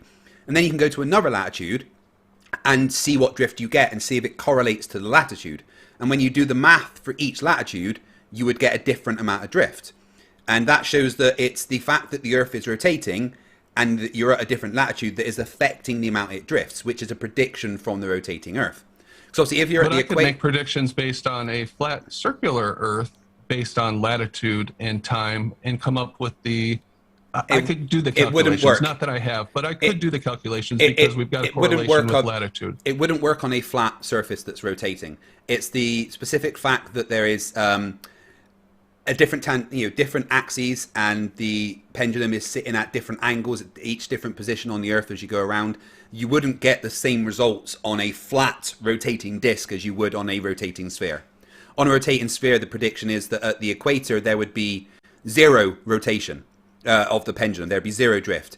At the poles, you would get 360 degrees in 24 hours. That wouldn't be the same prediction on a flat disk. If you look at the AE map, for instance, the equator is literally halfway along that. On a rotating disk, you wouldn't expect the equator to have a zero drift of the pendulum. It would be a different prediction. Okay, so you obviously in this case haven't manipulated the independent variable being the rotation of the Earth, right? No. Those are the assumptions that I'm talking about. You're saying I the made rotation a of the Earth prediction isn't based an on IV. my model that it's the rotation or the swing of the pendulum, the movement of the gyro, whatever you're measuring with the gyro, is correlated to latitude and the amount of time I observed the gyro for. The pendulum. And then you've created a mathematical model to explain what you have observed at a specific latitude. Well, no, you use the mathematical model to make the prediction. I could create a mathematical model based on a flat Earth that would predict the exact same thing that you have, and I could say, you couldn't. Well, at this latitude, I would expect it to do this. That's the thing. Based on what it's correlated with. That's the thing. You couldn't. The physics wouldn't work on a flat rotating disk. There isn't a model you could come up with that would accurately reflect what happens in reality, and that's the point. If you go with the model of Earth that we have, the rotation and the size, then there's particular effects that you would expect from that, and it matches reality. Have you tried to do that? Have you tried to create a mathematical model based on a flat plane that would explain the observations? Yeah, I tried to do the math for flat for a pendulum drifting, and it just doesn't make sense at all, because it would mean that at the South Pole, the pendulum would drift about 10 times as much as everywhere else, and not in the 2D plane that it does, because the rotation is, the centrifugal acceleration would act in a different direction than it would on a rotating globe, than it would on a rotating disc. It would force the pendulum to drift in different ways than it would on Earth. The maths of why the pendulum drifts the way it does matches the prediction of a rotating globe with reality, and it doesn't match what would happen on a rotating disc. Pendulums wouldn't drift that way at all. Why would there be centrifugal forces on a flat plane? Because you're rotating. We're assuming that the flat plane's rotating here, right? No. That the flat thing is stationary. Oh, well, there would be no drift at all. Well, that's what I'm saying. You say there would be no drift, but there are other things that are rotating, obviously, around the flat plane, if there's the flat plane. But how would that affect the drift of a pendulum? Yeah, possibly. I mean, there are definitely energy coming from the celestial objects, the sun, the stars, that could impact things here on Earth. Like what? You've got the... Like what? Yeah, the sun, the sunlight, obviously. All the energy coming from the sun, we harness that all the time. That's definitely impacting the surface of the Earth. But that wouldn't correlate your pendulum to the sun. No, because you flat Earth. You can do the experiment at night and day, and it wouldn't be any different.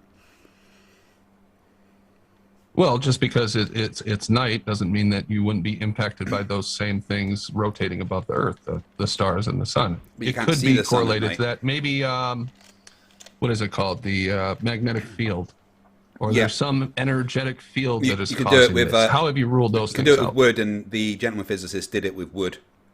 And there is no model that could explain, using known physics, any energy that would produce a different drift at different latitudes the way that it does on Earth. The entire point is that what happens in reality matches the model that we have. You know, we can make a prediction based on if the Earth is a rotating globe, test it in reality, and we get what we expect. And those predictions simply wouldn't work on a stationary, flat Earth. I hear you saying that, but whenever I hear you guys say this is what we would expect on a flat Earth, it sounds to me like you're setting up a straw man, and then making predictions based on your straw man of how you think things would work for whatever reason, and then saying, well, it doesn't match this straw man, so we've falsified flat Earth. That's what I hear when you guys say that. It's not a straw man. The physics of a flat, non-rotating plane would not make a pendulum drift. That's not a straw man. That's just physics. There is a physical explanation as to why a pendulum drifts the certain amount that it does on a rotating globe.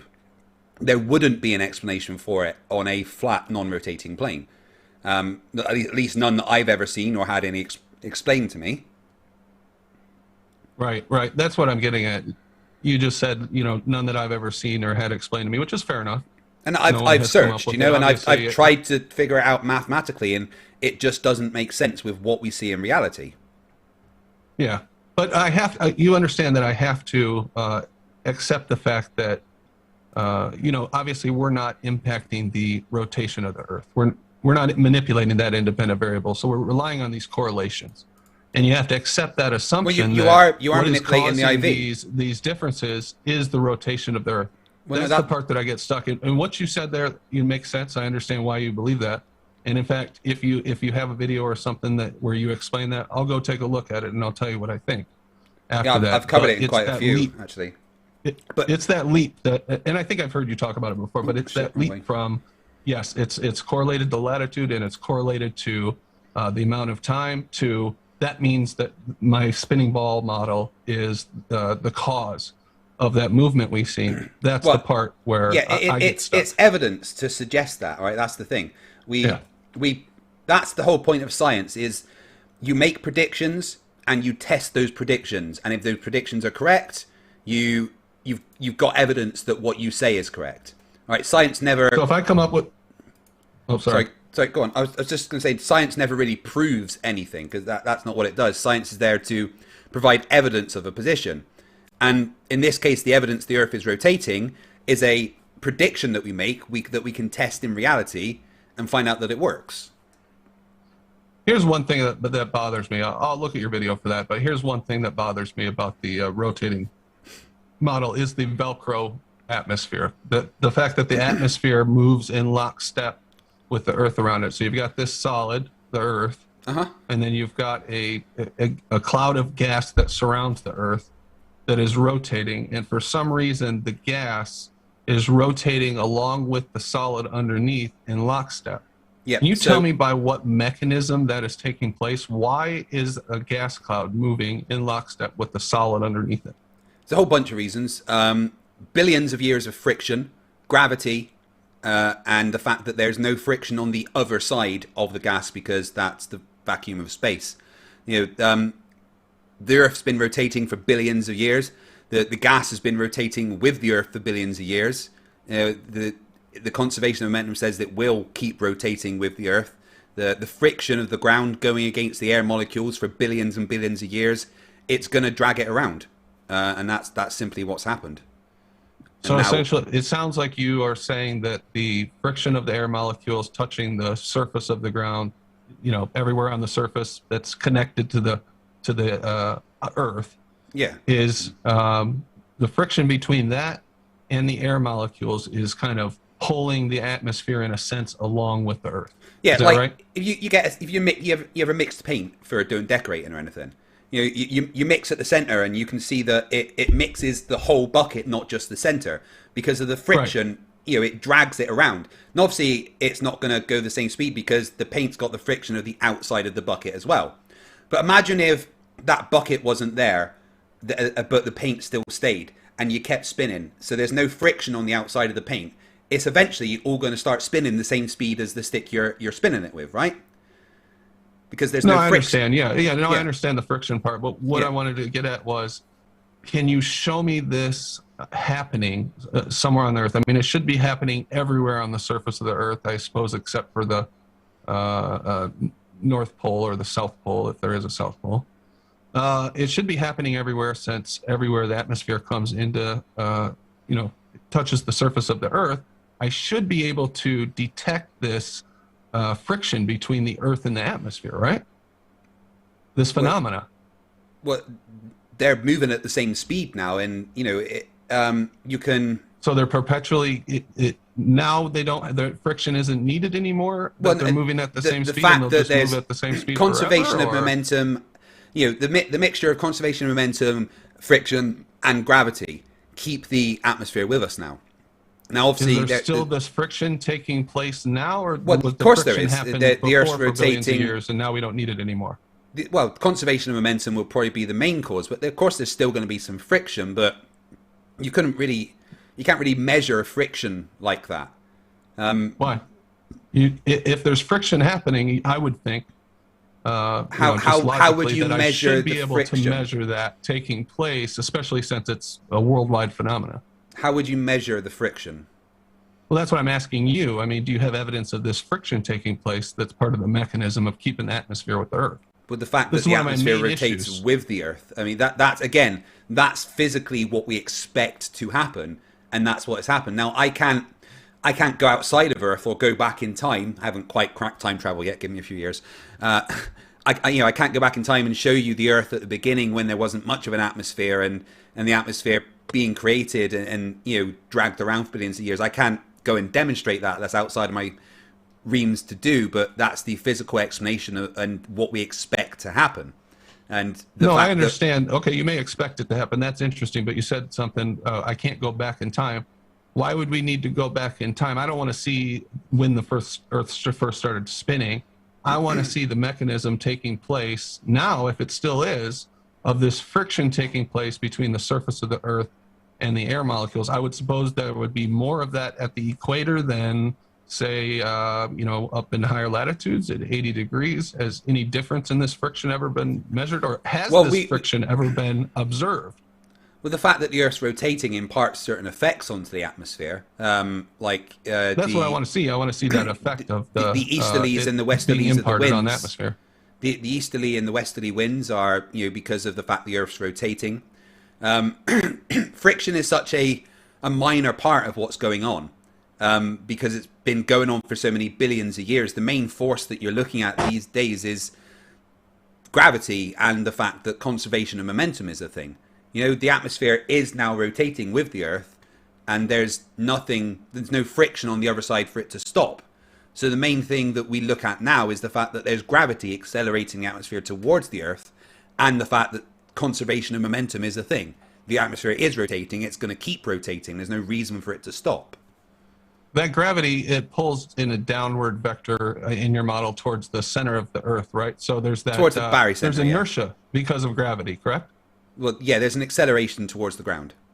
There's an acceleration towards the ground, so things are going to tend to fall down towards the ground on Earth, towards the center of the Earth in your model. So that seems to go counter to this, the atmosphere rotating with the Earth, because it's going to have this force in your model pulling it down towards the ground. It would seem to me that because that's taking some of its energy away by being pulled in that vector, that it would need to make up for that somehow, the air molecules, in order to keep up with the rotating sphere. And all I'm asking for is, do you have any empirical evidence? Can you show me the phenomena of the Earth pulling along with the friction or whatever, the atmosphere as it rotates? I haven't been able to find that, and that's kind of a logical hole for me in the whole model. Oh, you still there? Oh, there you are. Sorry, my bad. Oh, no problem. I had to take a drink. I had something in my throat. Sorry, my bad. So a couple of assumptions that you got wrong there. The fact that it would take energy away because it's pulling down. Well, that actually helps the friction because the gravity is pulling down the air molecules, so they stack on top of each other. So that's making them kind of touch each other, which is helping with the rotation of the Earth and dragging them all around. Well, if it's increasing the friction, is that what you said? Well, increase the friction? Gravity would be the reason why the friction is there, because it's pulling the things towards the ground, which is creating the friction. But gravity is the main force that we're looking at as to why the atmosphere is contained with the ground. And then makes sense theoretically, but what I'm asking you for is some empirical evidence. So you want evidence of air molecules hitting the ground? No, I want evidence that they're being pulled around by the ground. The atmosphere is being pulled around with the Earth. Well, I could show you Earth from space and show you it doing that. I mean, now we're going to go back to my distrust of NASA. See, this is the problem that I have. I understand you can look at pictures of space all day long and go, well, there's a picture of space, and I'm going to look at the same picture of space and go, yeah, nice Photoshop, nice painting, nice whatever. So, I don't trust those guys. Here we go. Let me... so what happens when you're driving along in your car and you stick your hand out the window? Yeah, you feel resistance. You feel the friction of the air against your hand, right? So is your hand dragging that air along with you? In some cases, yeah, I guess it is in some cases, yeah. There you go. That's the physical phenomenon happening. I know. I want to see the physical phenomena. I want to see evidence of the physical phenomena of the ground carrying along the atmosphere. Well, we can't show you the ground carrying along the atmosphere because we are in that happening, so we'd have to go outside of that to show you that happening. But we can show you the same physical phenomenon in different circumstances, like sticking your hand out of a window in a car. The friction is you dragging the air along with you, right? So it's theoretical in most cases. We don't have any empirical evidence that the ground is imparting this energy to the air molecules. It's theoretical, essentially, based on deductive reasoning. It's not theoretical. We know that the atmosphere is rotating with the Earth. We know that's a fact, and we know that gravity is pulling the air towards the ground. And we know that if something is pushed towards something, there's going to be friction. There's nothing theoretical about that. That is going to happen. Yeah, I know, but we can't see the friction. That's my point. But anyway, let's move on. Think about that one. I tell you what, I am about to piss my pants. So if you don't mind, why don't we? I don't know, maybe you can start reading your super chats. I'll hit the bathroom and then we wrap up. Is that sound good? Sure. Yeah, no worries. See you in a sec. I'll read some super chats and then we'll just go over any final points and then we'll wrap up. Yeah, sounds good, man. All right, speak to you in a sec. Cool. Wow. A lot of denial, I think, but I'll just mute myself on Zoom a sec. A lot of denial.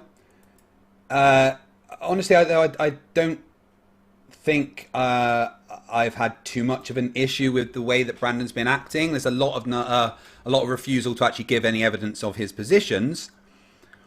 I think maybe that's how a lot of flat earthers get away with a lot of stuff, is by not actually giving evidence or making hard claims. But I will say that props to Brandon for being intellectually honest enough to say that he doesn't have any hard smoking evidence that NASA faked the moon landings. Yes, he has a lot of circumstantial, possible, this is suspicious type things, but he straight up says, and he has done in this stream a couple of times, that no, he has no hard physical evidence. There's no way that he can absolutely prove it, which for me puts him above a lot of flat earthers who are less intellectually honest, shall I say. There's been like 500 people watching. That's amazing. Let's go over some super chats. Oh God, I think some have disappeared. Alison for $2 who says he's not here, but he knows the question. Yep. Why is all navigation based on a globe? Because it is. And then we've got, oh God, who is that? I can't read it because it's not on the screen. Someone sent me a $10 super chat, but I cannot see the name because it's hidden by something on my page, which won't go away. It says, just upgraded my phone cushion to NASA grade facepalm protection level, all ready for a rage quit in a dumpster fire. Well, it hasn't been a dumpster fire. A lot of, The Rumpus says Brandon's using his hyper-skeptic trick and won't accept any evidence. He wants to see it happen in his bedroom, otherwise he won't believe it. Yeah, I know. We can't show him the things that he wants because he's given impossible positions for us to show evidence that we can't show outside of Earth. It's like the whole, show me water sticking to a spinning ball. Sure, just get me another Earth and some water and I'll do that for you. Bob's Gyroscope for $2 says 15 degrees hour in 3 axes. Correct. Andrew Stoll for $5. Why has Russia or China not discredited the US over this? Because they're all in it together, apparently. Pardon me. Beach8 for $2. Where is his evidence? He does not have any. He straight up said that. GPS for $2 says, ask him how GPS works if you want to laugh. Hi, Toy. I think maybe we'll save that for another discussion. Luke08 for £4.99. Ask him why there are retroreflectors on the moon. I did. He wanted evidence there's retroreflectors on the moon and then denied the evidence. Philosopher King Gaming for $5. Do we have to walk you through the math, Brandon? How would a triangle be different at the point on the moon versus within, say, 100 miles of the Earth? Yeah, there has to be multiple of these planes putting the spoof signal in his ideas. Keith Milner for £5. Brandon needs to give a detailed technical description of how balloon could spoof positions, else it's dismissed. Yep, I tried that. There wasn't any. Keith Milner for £5. Excuse me. Excuse me, I'm sorry. Brandon, this isn't about you indulging your flirt fantasies. It's about exposing your inherent dishonesty. I don't think that Brandon's been dishonest to me. A lot of nutter, a lot of ignoring evidence. But I don't think that I can say that he's been dishonest to me. Please, if you disagree, let me know. Oh, and the super chat I didn't see was from Unflat Earth. Thank you, Tommy. I appreciate that. So yeah, that in my opinion, I don't think Brandon's been dishonest to me. Still think he's wrong and a bit dumb, but I don't think he's been, at least not intellectually dishonest. Maybe I'm wrong, and I haven't seen enough of Brandon yet, but that's my opinion at the moment. Maybe Dundee for $5 is just his personal incredulity, so he admits he doesn't want evidence. Yeah. Marek Zayance for $5 PlayStation Network with no message. Thank you. Adrenochrome Slurper, €5. Thank you. €4, sorry. Microraptor might be a tiny dinosaur in a human suit for 59 sex. If the US faked it, why hasn't Russia shown that it was? They would love to be able to reveal such a big lie from the US. Keith Milner for £2. When is Brandon going to present any evidence? When is a flat earther presented any evidence ever? It doesn't happen. Delco's mum for $50. Thank you very much. Really do appreciate that. It's probably NASA aliens. I don't think the guy understands that it doesn't work like modern technology. It's not just sending a signal reporting its height. Dunning-Kruger at its finest. He just doesn't know enough to know how wrong he is. And then we've got another one from Delco's mum. Man, you don't think NASA could just play it back differently? Yeah, FTFE. Why didn't they just bring iPhones to film the moon landing? I know, right? Bob's Gyroscope for $2. Hey, I got mentioned. Yeah, thanks, Bob. Delicious Kashmiri, £1.99, sorry, thank you. And then Delicious Kashmiri for £4.99. Does anyone want to help me set up a channel debunking climate deniers? I think they're as bad as flat earthers. Just do it. Just do it. You don't need help, just do it. Adrabel for $5 Australian. I would like to hear what Brandon thinks about the recent Mars rover landings. Miss Unite for the children, $2. Water is fake till I see the H and the O atoms. An STE for £5. Brandon, please explain how direct flights can be booked from Australia to Argentina lasting 16 hours on a flat earth model. None of these things can happen. Yeah, but I don't know. What do you guys think? Is Brandon dishonest? Is he just a hyper-skeptic? Is it Dunning-Kruger? Like I've said, based on this conversation that I've had, I cannot call him dishonest. It's been more pleasant than a lot of discussions with flat earthers, but I do think he's very wrong. Maybe the constant denial of evidence can be classed as dishonesty, but I think he does have a genuine distrust of authority and government, which has spurred his flat earth conspiracy nonsense. Maybe with a bit more physical explanation of what's going on, I could get in and, make him understand some things. But I think there's a lot of closed-mindedness there from my position. Keith Miller says the only way he is in any way honest is by admitting he has no evidence, but that was because FTFE backed him into a corner on that. Yeah, I mean, I did back him into a corner because I tend to demand evidence, right? It's kind of what I do. And he doesn't have any, so he had to either lie to me or admit that there is no evidence. Craig, Mr. P says, Craig, why are you still censoring Harold? Am I? No. I'll debate Harold anytime, but he's afraid of me at the moment. F'd Up World, hello in the chat. Yeah, contact me so we can have a debate about some stuff, please. SifeDK says, has Brandon ever had a speeding train pass by him that drag air around them? If trains can, why can't we? Well, yeah, that was my point there, wasn't it? That you stick your hand out of a car and you feel the air drag along with your hand, showing that there's friction that would drag the air along. Zep Tepi says, someone who makes a claim then expects you to back up his claim is intellectually dishonest. Yeah, I suppose, but again, he did say that, I mean, the plane thing, yeah, he does have a claim to back up there, right? And he did say that he will try and provide me with some evidence. But the fact that he says that he just doesn't believe the moon landings, but he's got no hard evidence for him for that, I give him props for that, I really do. The Rumpus says, flighties often reject all authority, hence they tend to be conspiracy theorists, etc. They employ this trick of hyperskepticism knowingly. It is semi-dishonest and certainly deceitful. Okay, I see your point. The Snark for €2 says, got nothing to say, but I'll do it anyway. Thank you very much. I do appreciate that. Yes. Right, let's see if Brandon is back. Hey, Brandon, you there? Yeah, I'm here. What's up? Excellent. Right, no, I've finished talking to my chat. There was one question for you that I just wanted to, if you don't mind, was asking what your thoughts are on the recent Mars rover landing, just briefly.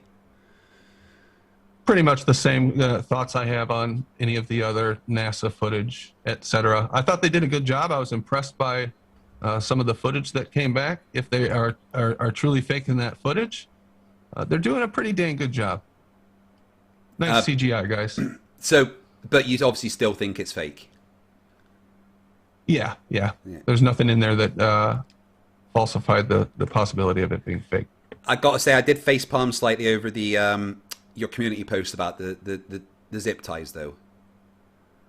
Oh, yeah, I was kind of joking around in that post, but it is interesting that they sent this thing all the way across, supposedly, and used zip ties to hold the wires down. But I'm sure you could come up with a... In the Royal Navy, I was a nuclear engineer, spent a lot of my time working on nuclear reactors. Have you any idea how much of that nuclear reactor is held together with zip ties? No, I've never been on a like nuclear so reactor. much, so many things that are supposed to be attached to certain things that are just covered in zip ties. Zip ties are affordable, they're versatile, they're durable, they're an amazing thing to use. And when the ones on the rover are made from ethylene fluoride tetraethylene, which is rated to like 2,000 times the normal radiation of the polymer they use in normal zip ties. So, I mean, why wouldn't they use that if that is probably the best thing to use? Why wouldn't they just use a permanent zip tie or a permanent tie instead of a zip tie? Maybe for weight reasons. Maybe for it needed some slight maneuverability. I mean, like I said, it isn't just your standard zip tie that you get down the hardware store. These are things designed for hard usage, you know? They're things designed to be in an environment like that. Couldn't they design a permanent tie with the same material? Why would they use a zip tie? Because zip ties, I think, you use in situations where you want to be able to cut them off and make some adjustments and not having something permanent. You want to use something cheap that you know you can cut off and get rid of. Maybe it was just the best option. You know, why design a new type of permanent tie when you've got something that does the job already in a zip tie? Okay, fair enough. That's plausible enough. Now, I do want to say that I've actually enjoyed the conversation, so thank you, Brandon. Is there any final questions that you've got for me? No, I don't think so. Yeah, it was a good conversation. I appreciated it. I didn't know where it would go today, but very reasonable.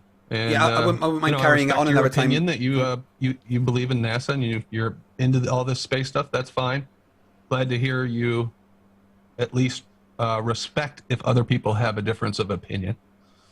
It annoys me more when there's straight out denial and intellectual dishonesty involved with the skepticism. All right, you are what I would describe as a hyper skeptic, which automatically makes you kind of question anything that you see, and I don't mean this in a nasty way, but without evidence to support your claims. You're more likely to be skeptical than not. You're more likely to lean towards the, I don't believe in that, than the, oh yeah, that's true. And that's more of a personal thing than being a straight up denialist and an asshole like a lot of flat earthers are. So for that, I appreciate it, and I thank you for the conversation. All right, cool, man. Look, you can do it again sometime in the future. Absolutely. So take care, and I'll speak to you soon. Yep. See you later. Bye. Bye. Well, there we go, guys. That was 2 non-dumpster fires recently. Crazy, huh? I see Team Skeptic in the chat. How you doing, you ugly git? Yeah. Lovely to see you here. A bit early for you, isn't it? Yeah, do have an early one today. Like I said, later on today, I will be debating on modern day debates with Iger Television, who says he has a working model of the flat earth. That will be amazing, because how many flat earthers have said that? So many of them. Thank you to everyone in the chat. Mr. Unite for the Children, for no reason, even F'd Up World being in there behaving. Billy Ray says, get a room. Yeah, I will with Brandon. I still think he's dumb as fuck, but, you know, from that conversation alone, I've got less of a problem with him than I do with a lot of other flat earthers. I still think he's incredibly wrong and bad for pushing the things that he does without evidence. But based on that conversation alone that we've just had, I can't be too mad at the way that he is. I'm still going to debunk a lot of the things he says, and he is going to be getting his own episode of Flerfs Are Idiots. But, yeah. SafeDK says, thanks for going live early. A good birthday present. Happy birthday, SafeDK. Another revolution around the sun. NA says, thank you. No worries. Thank you to you for being here. Godence Raber says, is it already announced on YouTube the next stream? Yeah, it's on Modern Day Debates channel. I'm not going to simulcast on mine, but I will take the video and probably put it up as a premiere on mine in a few days. But if you want to watch it live, please head over to Modern Day Debates tonight at 7 p.m. EST, I believe. Christmas and Derp Squirrels says, happy birthday, SafeDK. Yes, please, everyone chuck a happy birthday, SafeDK into the chat. That would be amazing. But yeah, thank you very much for coming to for the nice early civil debate about whether NASA were fake a lot. There was a lot of nutter, a lot of denialism. I maybe should have had the information about triangulation at hand, because you know the data is freely available with all the individual ham radio operators around the world that tracked the signal from the moon landing and stuff. So yeah, but take care, guys. I will see you later on Modern Day Debates, and then I will see you tomorrow for episode 4 of Stupidity Is Not a Right. For now, remember that stupidity is not a right. Fight the flat earth. Fight the flat. Fight the flat. Fight the flat. Fight the flat. Fight the flat. Fight the flat. Fight the flat.